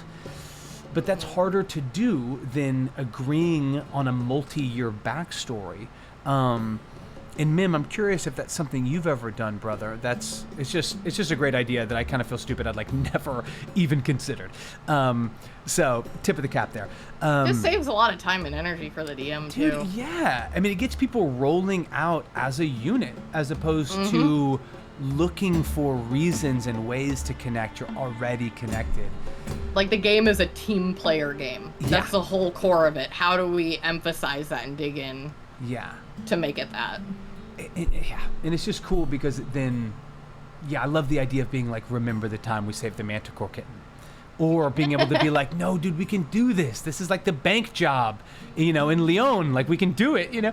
Oh, and it's so fun, too. They'll just randomly throw things in. They'll be like, oh, you remember this time we did this thing? And I'm like, I'd like to hear about this time you did this thing. What like, happened? Amazing. Yeah, you're totally right. I love that backstory as well. That's super, super fun. Chili Draws says that's honestly why they like starting past level 1. Like, level 3 is usually the lowest level they'll start at. Interesting. Thoughts on that, Beth? I mean, are you always level 1? I mean, outside of like a one-shot or something. With certain groups, like my Wild Beyond the Witchlight, I actually have been enjoying starting them at level 1 and bringing them up, but it's kind of easy to do a group backstory in that situation since they bring childhood into the game. I'm like, you guys knew each other in childhood or things like that. But in general, I like to start my players at level 3. Nobody likes level 1. Dude, you know what? It's so funny because I fucking hate playing level 1, right? I'm like, dude, I'm a boss. Like you can't do anything. Yeah, like I'm about to get crushed with my 9 hit points. But as a DM, I've realized how, like, the only time I really like it is with a new player. Because they then can really, like, dig into their kit. Exactly. They're sort of like, oh, shit. Okay, what are my first level spells? And they're, like, into it. And they're learning how to read the table. What do I get now that I'm level 2? And it drips the information gently and helps them learn. But once they know it, they're like, level 1? I know. Why? I know. I've never properly jump people to level 3, but I've thought about that, and just because it's like I like to sort of run protracted, like it takes a while to level up in my campaigns, but I don't want people to feel underpowered or like they've been waiting forever to use their level 10 thing. So that's interesting. I like that, Chili. And Chili, let me know, like, do any of y'all stream? Like, at the end of this, I mean, we're gonna be plugging Beth's stuff heavy, but I would also like to know just how I can connect with you guys, support with you guys. This is a question for you, Beth, from Chili Draws. I just love it because it's like, I know it's draws as in DRAWS, but I hear it as like draws. Like you got chili in your draws, baby boy. Hey, don't ask, don't tell, all right? But question for Beth, is there anything new you're working on you'd like to spoil for us? Yes. I mentioned earlier that working on this Lamortia campaign that's very much in the style of Curse of Strahd. Sick. It's like a full campaign, digging into every part of, of Lamortia and all the different little cities and towns and things it's got going on, pulling from older editions and updating and changing and adding all sorts of new content. I've got some really cool writers I've brought in to work on different parts of it. So, yeah, I'm really excited about that. I'm hoping to have it out in the next couple of months. And then I'm going to be working on another Ravenloft book after that because I am obsessed with Ravenloft and I have to get through all of these ideas. Dude, before I can move on to anything else. Like, I am only peripherally aware of Ravenloft. I wish I knew more about the campaign setting so I could really chop it up with you. And I promise I'll keep going through the chat here, guys, but what is it? Because you really clearly love Ravenloft. Is it the lore, kind of the like angels and demons aspect? Like, what is it that is so? You get to like Ravenloft itself and all of the domains of dread. You get to just touch on all of the different genres of horror. And something I like about Curse of Strahd is it touches a little bit on all of the different genres. And so then when Van Richten's Guide to Ravenloft came out, each domain is more specifically digging into one type of genre or another. So Lamortia is body horror, Frankenstein inspired. Like, they're all inspired. All of them are just ripped from some classic book or thing. Like Curse of Strahd is Dracula. Lamortia is Frankenstein. There's one that's like Pinocchio. There's one that's Cinderella. All of these things. But I love digging into those like classic stories and fairy tales and just the different genres. So this book is all body horror stuff, which is my favorite. Well, maybe my favorite. It's like one of my top favorites. And then the next one I'm going to be working on is all folk horror stuff, which is like my next favorite. Wait, say it one more time. What was the second one? Body horror, and then? And then the next domain is going to be really themed around folk horror. So horror. The witches in the woods and this kind of, the village. That shit scares me. Like folk horror is very. I don't know if it's like the Texan in me, but I have seen some shit in the woods. You should be scared. Like, you know what I mean? Like, I'm just like, I spent my summers in Texas. That's terrifying. Yeah. I mean, like, literally, there's just such a weirdness to whenever the nearest town is 15 miles and it has like 80 people in it. Like, weird stuff happens out there. You know what I mean? I can't. And then like just combining different ones. Like I recently rewatched the It movies and realized, one, how problematic they are, but also like the horror elements of it. I was like, oh my gosh, my partner was like, this is cosmic horror. You said you don't like cosmic horror. I was like, I love this. And he's like, yeah, that's cosmic horror. And I'm like, oh man, I love cosmic horror. Like, I want to do a whole campaign now with all of these elements. That's such a great feeling. You're like, is this cosmic horror? Then I love cosmic horror, all right? That's so rad to know. Well, okay. At the end of this, we will be getting Beth to drop all of her links. They are typically at It's Beth the Bard, if you're trying to find her across a medium. Although I know you have, is it Ko-Fi or Coffee? I like to call it Ko-Fi, and everyone else is wrong. Yeah, I read it as Ko-Fi, and then like I've seen tweets that are clearly puns on coffee, and I'm like, oh shit, is that what it is? Okay. I think it's supposed because you're like buying coffees, but I'm like, then why is it spelled Ko-Fi? Yeah, well, the hyphen threw me off on that. Right now on this stream, it's Ko-Fi. All right, but I want to be able to just follow up because all of these addendums, and they just look like such great work. And if you ever need a writer, Beth, let me just casually raise my hand. That, along with like digital editing, is like my main gig. I'm writing for a podcast right now. Do a ton of copywriting. Had novels published. Worked on a memoir. I mean, obviously, most of my hustle is like I'm like a comedy writer and a comedy actor, but I love comedy genre and stuff horror as well. Go together very well. You know what? It really does, because like you really need to be able to break the tension right and be able to also remove the tension similarly. Completely agree. That's well put. Okay. The Edgy Boy family is the best. Thank you, Wilder Realms. You clearly have hacked my Google Docs and read several of my character backstories. No parent left alive. That's my theme. No parent left alive. Root goes, okay, next rogue, I need to be a bubblegum psychomaniac. Yeah, for sure. That's that's definitely a kind of sweet and salty rogue that the world needs. I guess this is when we're talking about other stuff. While they were talking about conflict being a natural part of relationships, we just have to know the risk and communicate boundaries. Agreed. It was a communications. I was a communications major with a focus on interpersonal conflict management. Wilder. Yes. Glad you're here, dude. Sorry, I meant to hit the bugle. There it is. That's massive. Yeah, I think we could all learn a lot from Beth's style of communication, which is not only, I mean, her clearly driving it, but empowering her party to, by their own addition and their own kind of, coordinated storytelling, make it a safer table. Because you inherently are connecting your characters and creating backstory, creating trust, creating rapport. The players end up becoming really good friends, and that's amazing to watch. And that makes for a better table. That's like so much more fun, right? All of a sudden, my players spend like the time between sessions just hanging out and like sharing memes with each other and talking about their lives, and I'm like, yeah, my children. That is truly the best. Like, I have no doubt that by that same token, like, you're obviously an excellent mom as well in terms of being like, everybody in here. You know what I mean? Like, I came from a big family. I had 4 brothers, and like, I love my dad to pieces. He's a great man. But, like, our mom was also just the one that was, like, just bringing us together as one, as, like, 5 demon children. So, just respect. That's oftentimes, like, the same role a DM has to run. Like, is being responsible for just coordinating so much like that. Agreed. Appreciate the love, guys. Improv is super valuable, no doubt. People want to know about this Lamortia content. We are here for it. Yeah, all of this sounds crazy. Okay, at Chili Draws, I will be following up and scoping you out. What I do is I screenshot a blip of the chat. I'm on your ass. I'm on your ass, Chili Draws. Here I come. Yeah, working on getting him streaming.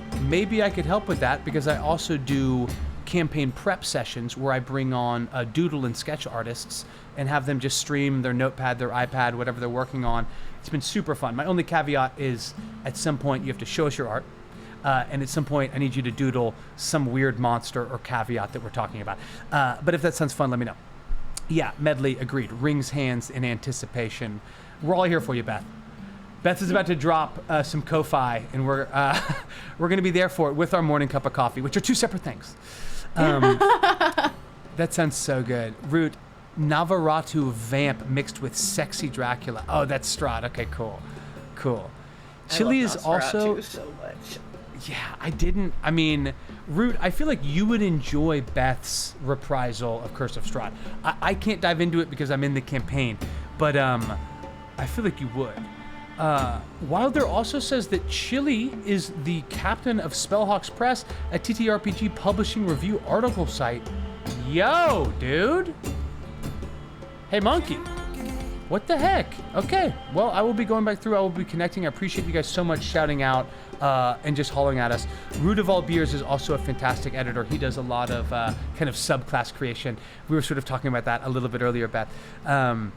But yeah, that is super sick. I appreciate all you guys just coming through and supporting Beth and supporting me. And I mean, I don't mean to speak for Beth, and I won't in this sense, but the whole point of me creating this Twitch channel was truly to platform people like Beth who are, more knowledgeable, more experienced DMs than myself that, can drop knowledge bombs onto me and hopefully onto other people.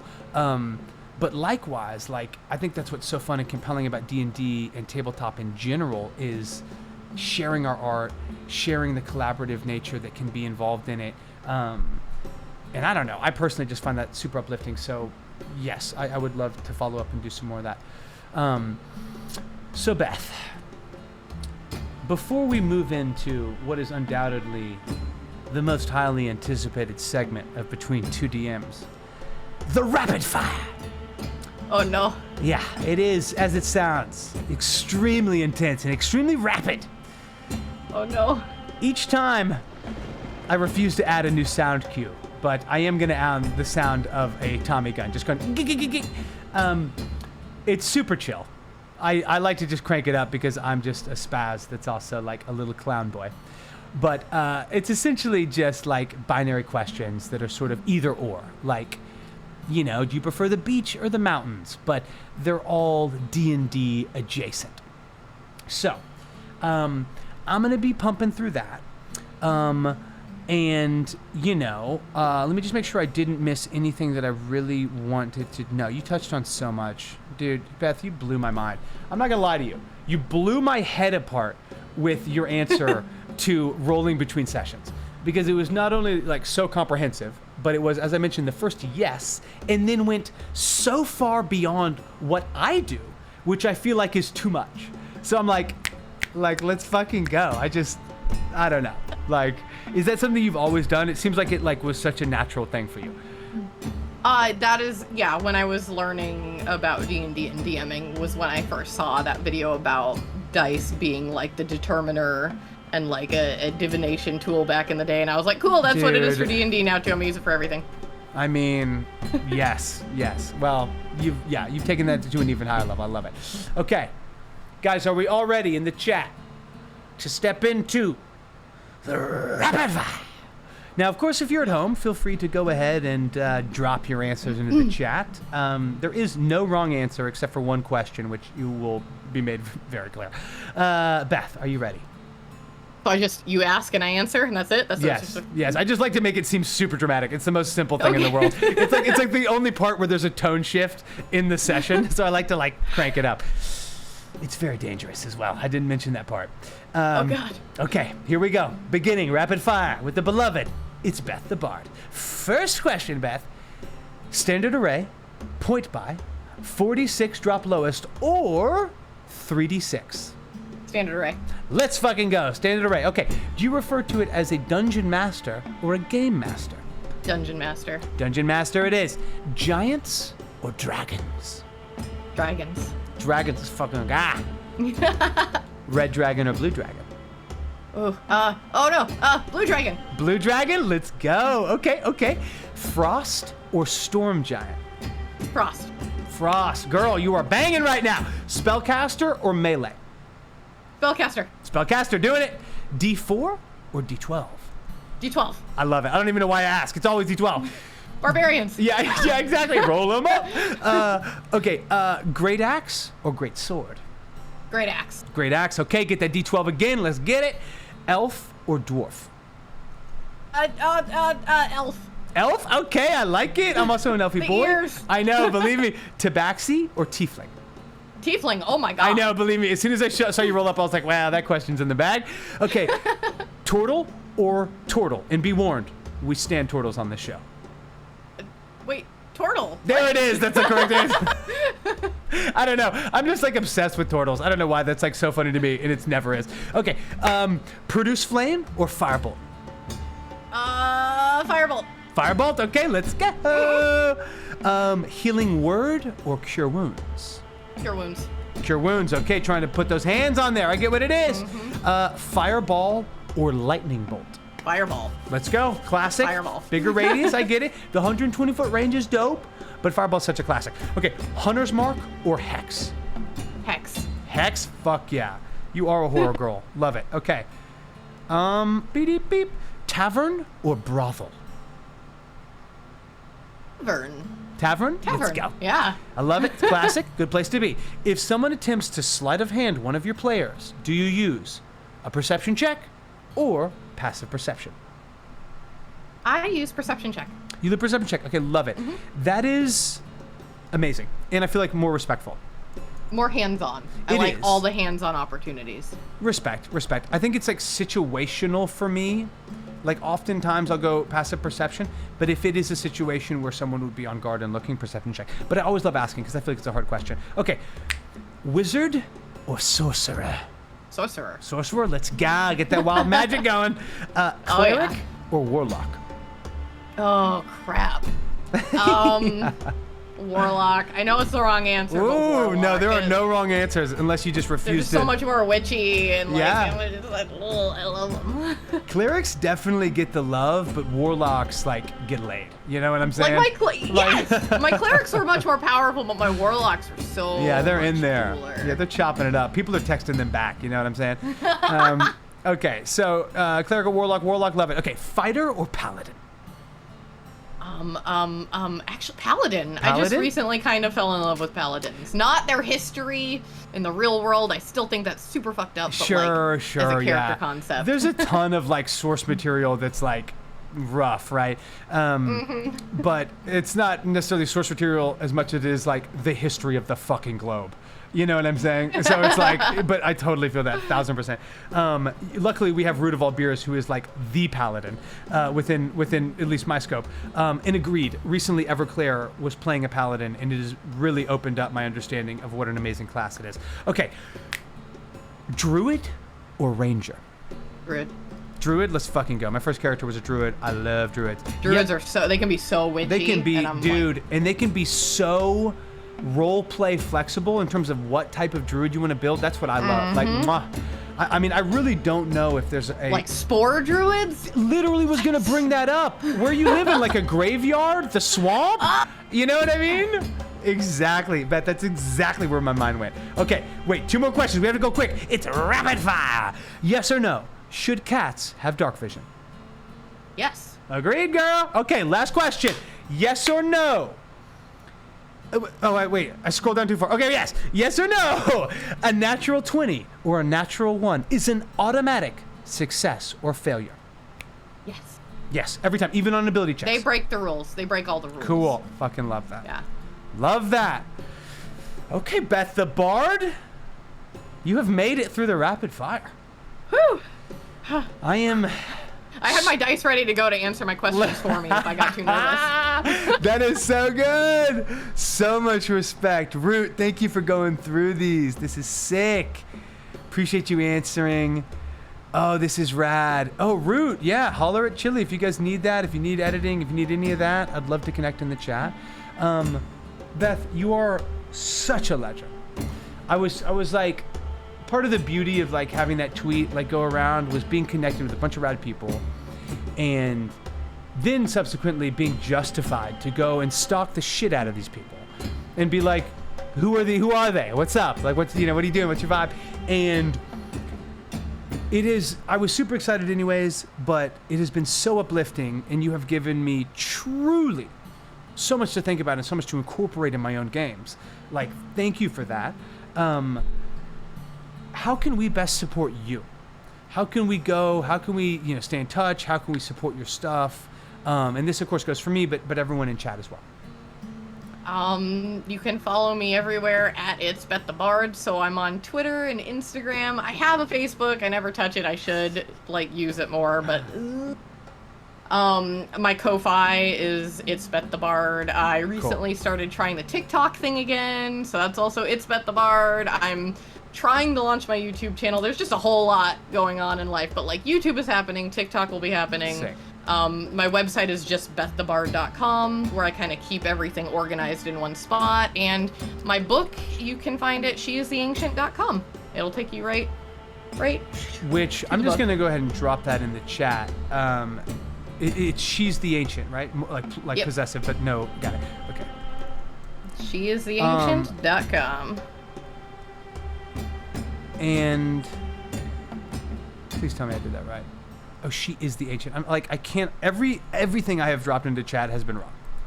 So chat, let me just go ahead and redo that. I'm 0 for all of my drops into chat.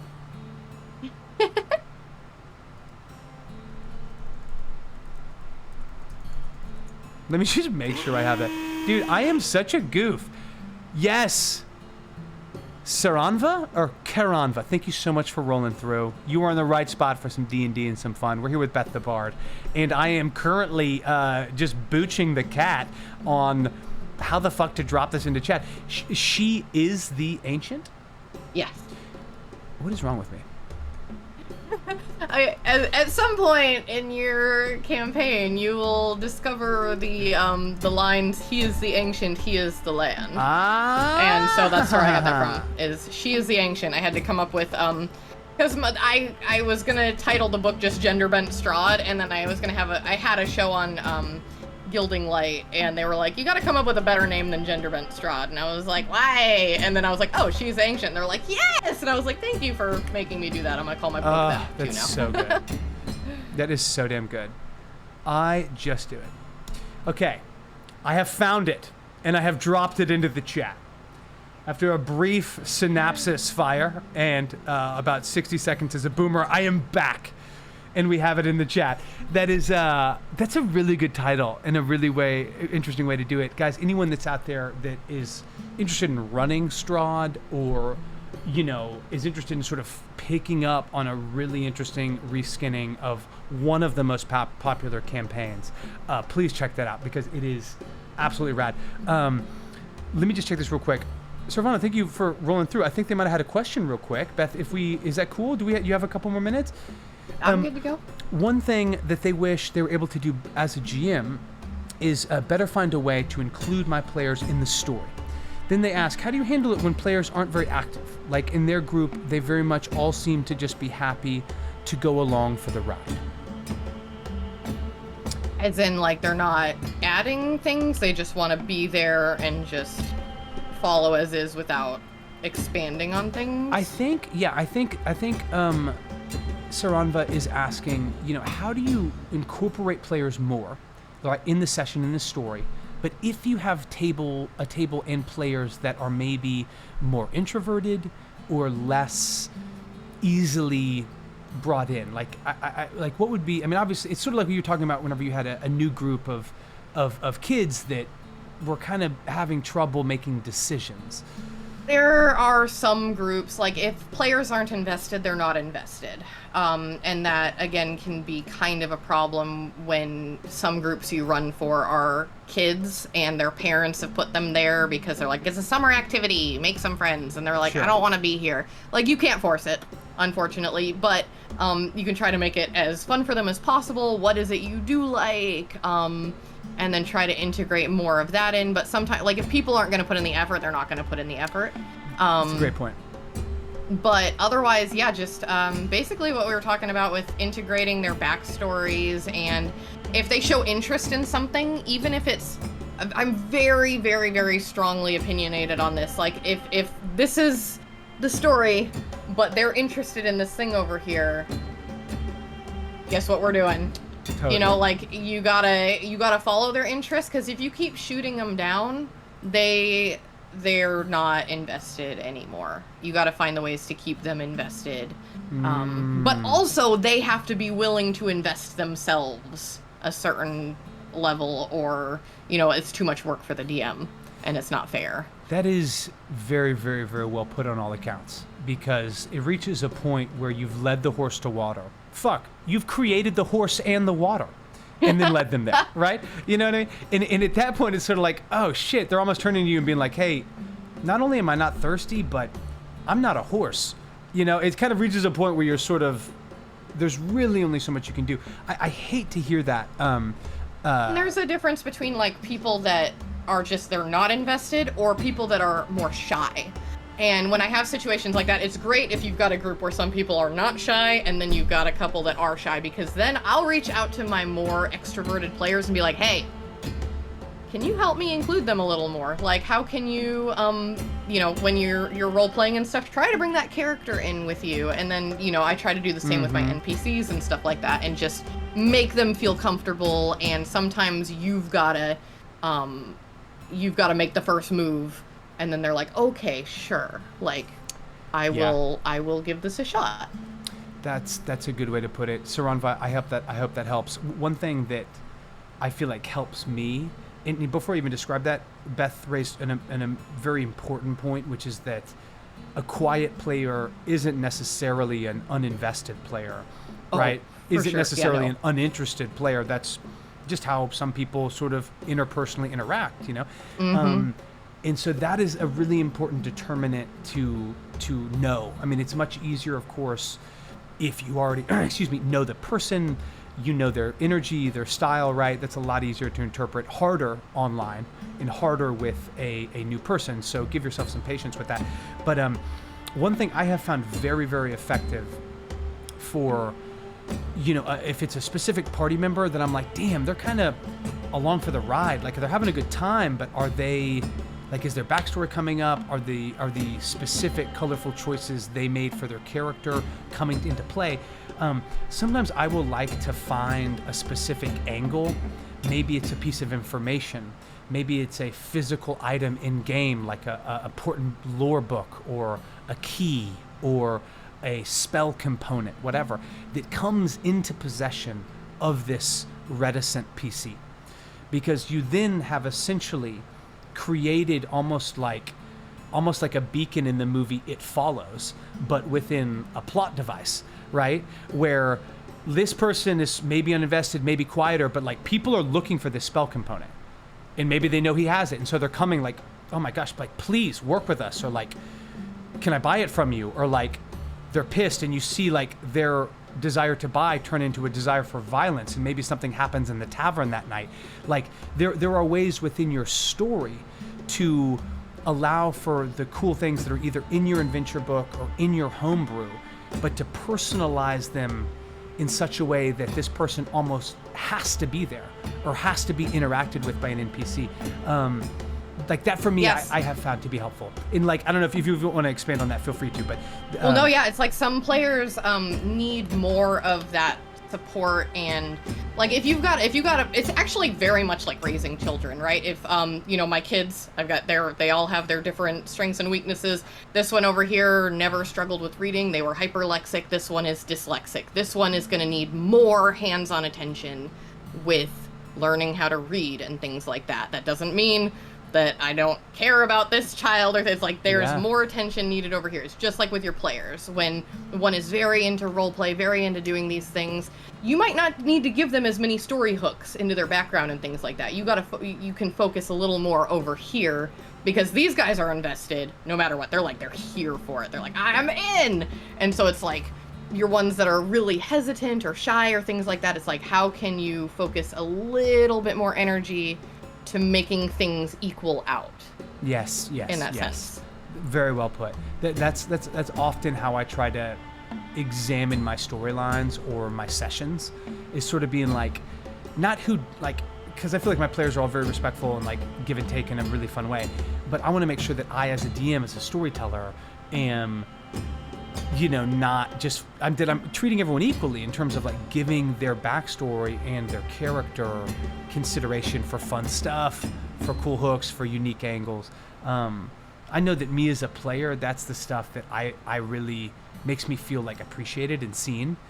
I had a druid that, of course, had their family grove burned to the ground, you know what I mean? And as that, as my first character, I was like, dude, this is brilliant. I was basically Jean Valjean, but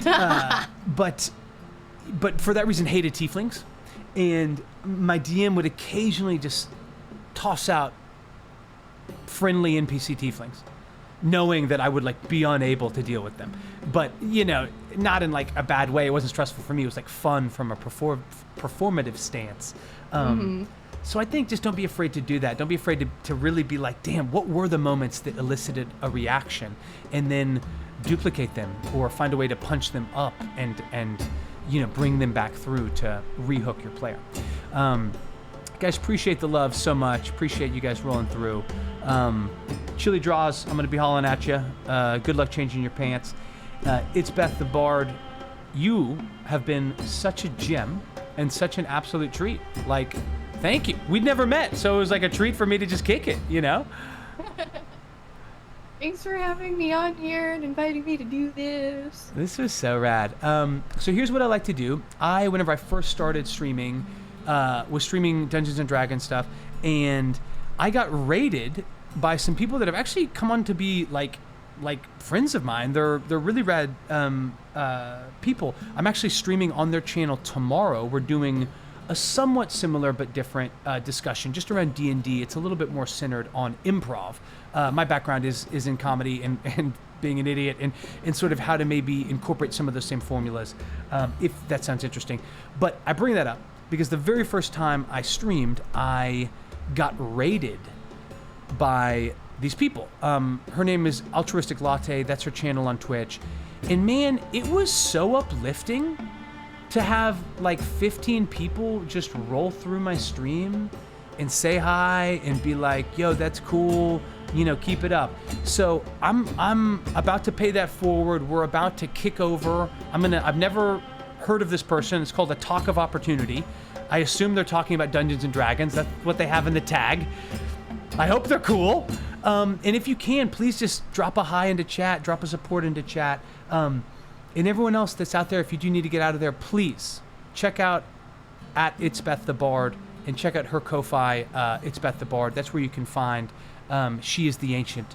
And Beth, just thank you. Like, you're just a peach. I'm just so glad we got to hang.